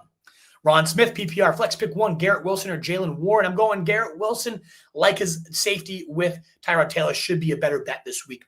Henry or Ertz, I'm definitely going to go Ertz tunes. Where do you rank Daniel Jones? I believe 10 or 11 at quarterback. Really, really like him. Brian Martinez, Tootin or Jennings, half PPR. I'd go Jennings if he's in. Not a guarantee, though. Sylvester White, DeAndre Swift or Ramondre. I like Swift very slightly in that one, but guaranteed to play? We don't know quite yet. Scotabo or Stevenson? I like Stevenson for that one more than time. Austin Firster, who would you flex? Johnston, Elick, Io Minor, Judkins, or Downs? I would go with Judkins in this one. PPR, half tight end premium. Elick and Hall for Tyler Warren. I think Breece Hall I do love. So it's a fair enough trade in a tight end premium, especially if you have the running back depth, but a fair trade at best. Sports Guru, Fannin or Kraft? I'm going Kraft. Andy Rosenberg, pick one. Matthew Golden versus Cleveland. Bashaw Tootin versus Houston. Trevion. I'm going Trevion, especially if you need the most upside. Yeah, let's go with Trevion. Pick one for Tombstone, 3089. Pittman, Scary Terry, Hunter. I'm going to go with Scary Terry there. A.J. Brown, Pearsall, or Higgins. I'm going to go with A.J. Brown. If Jennings ruled out, maybe Pearsall tunes, but for right now, I'm going A.J. Brown. Chat, pick one. Wilson, Browning, T-Law. I'm going to go with Browning. Bully season, half PPR. Start 2 receivers and 2 running backs. Pick a flex. A.J. Brown, Mike Evans, Jettas. You're definitely playing Jettas. Come on, don't ask about Jefferson. I know it's a backup quarterback. You're still playing him.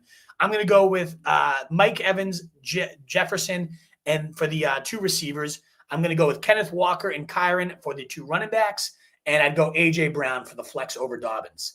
We already got that super chat. Thank you again, Dylan, so much. Looks like we got one more super chat from Castro Raider. Fannin or Kraft? I'm going to go Kraft. Kamara or Henderson? I'm going to go Kamara.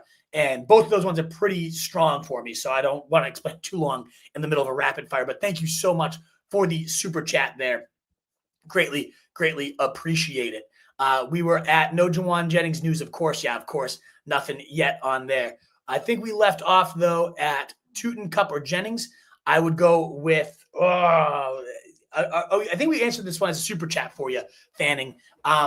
I said, go with the running back, or rather go with one of the receivers. If Jennings is out, then you go to Cup. If Jennings is in, you play with Jennings there. And you super chat this one, Manuel, so we'll go back to Tetra McMillan or Garrett Wilson. I'm going to go with Garrett Wilson there, Jay Torres. Brandon Uthman have 2 flex spots, start 2, full PPR. We got Mike Evans, Pearsall, DJ Moore, Chase Brown, Quentin Johnson, or Jordan Mason.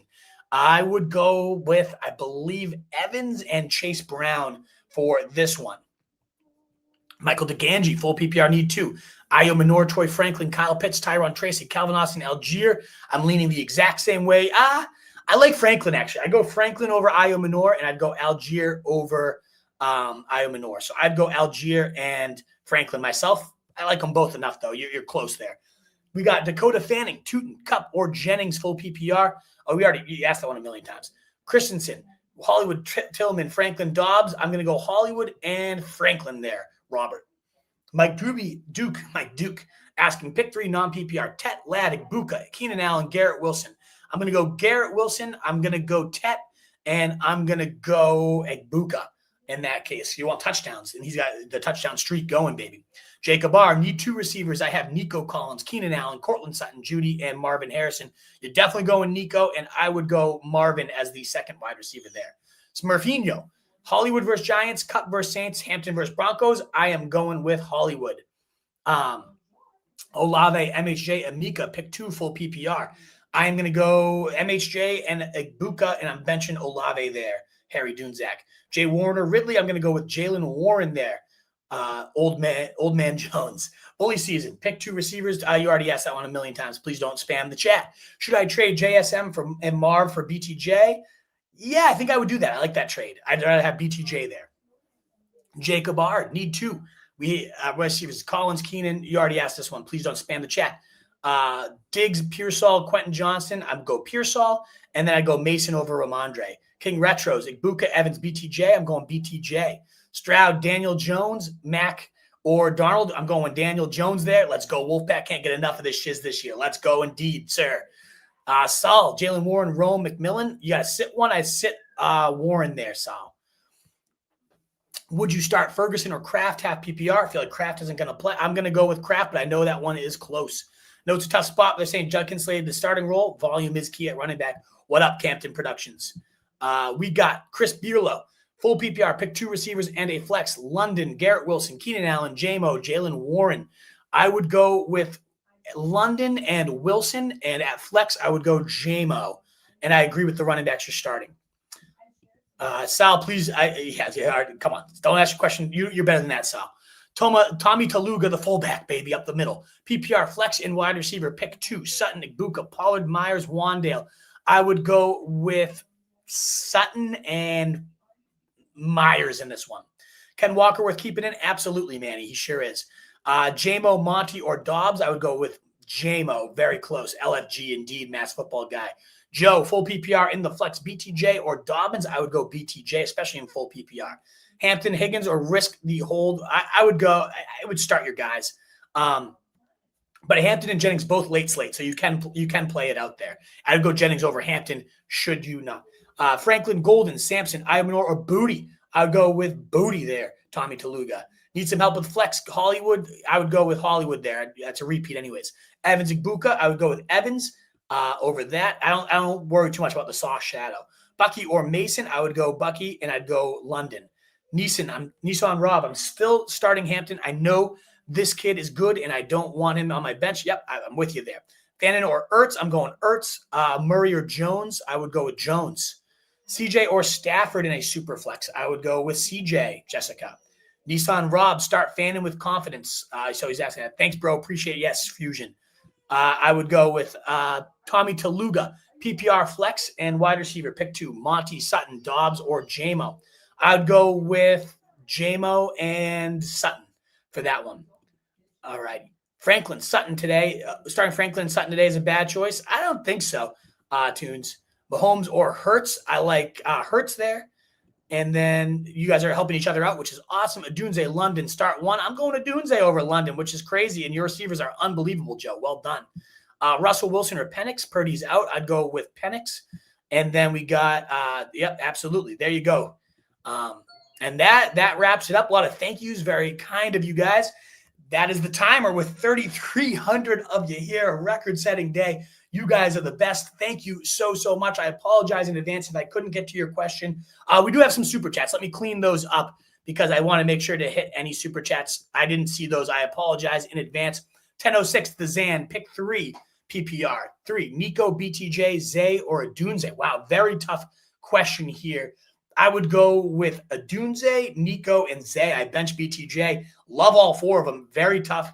I do kind of feel like a BTJ breakout's coming, the Zan, but ultimately, very tough question. I would go with Zay, Adunze, and Nico. I love that shootout on Monday Night Football with the Ravens versus the Lions. Adunze, that shootout today after a huge breakout game last week. And then Nico is that passing game looks skeptical, but he's the clear alpha. So I'm going to keep riding that out. Rashid, White, or Bill? You got to go with Bill.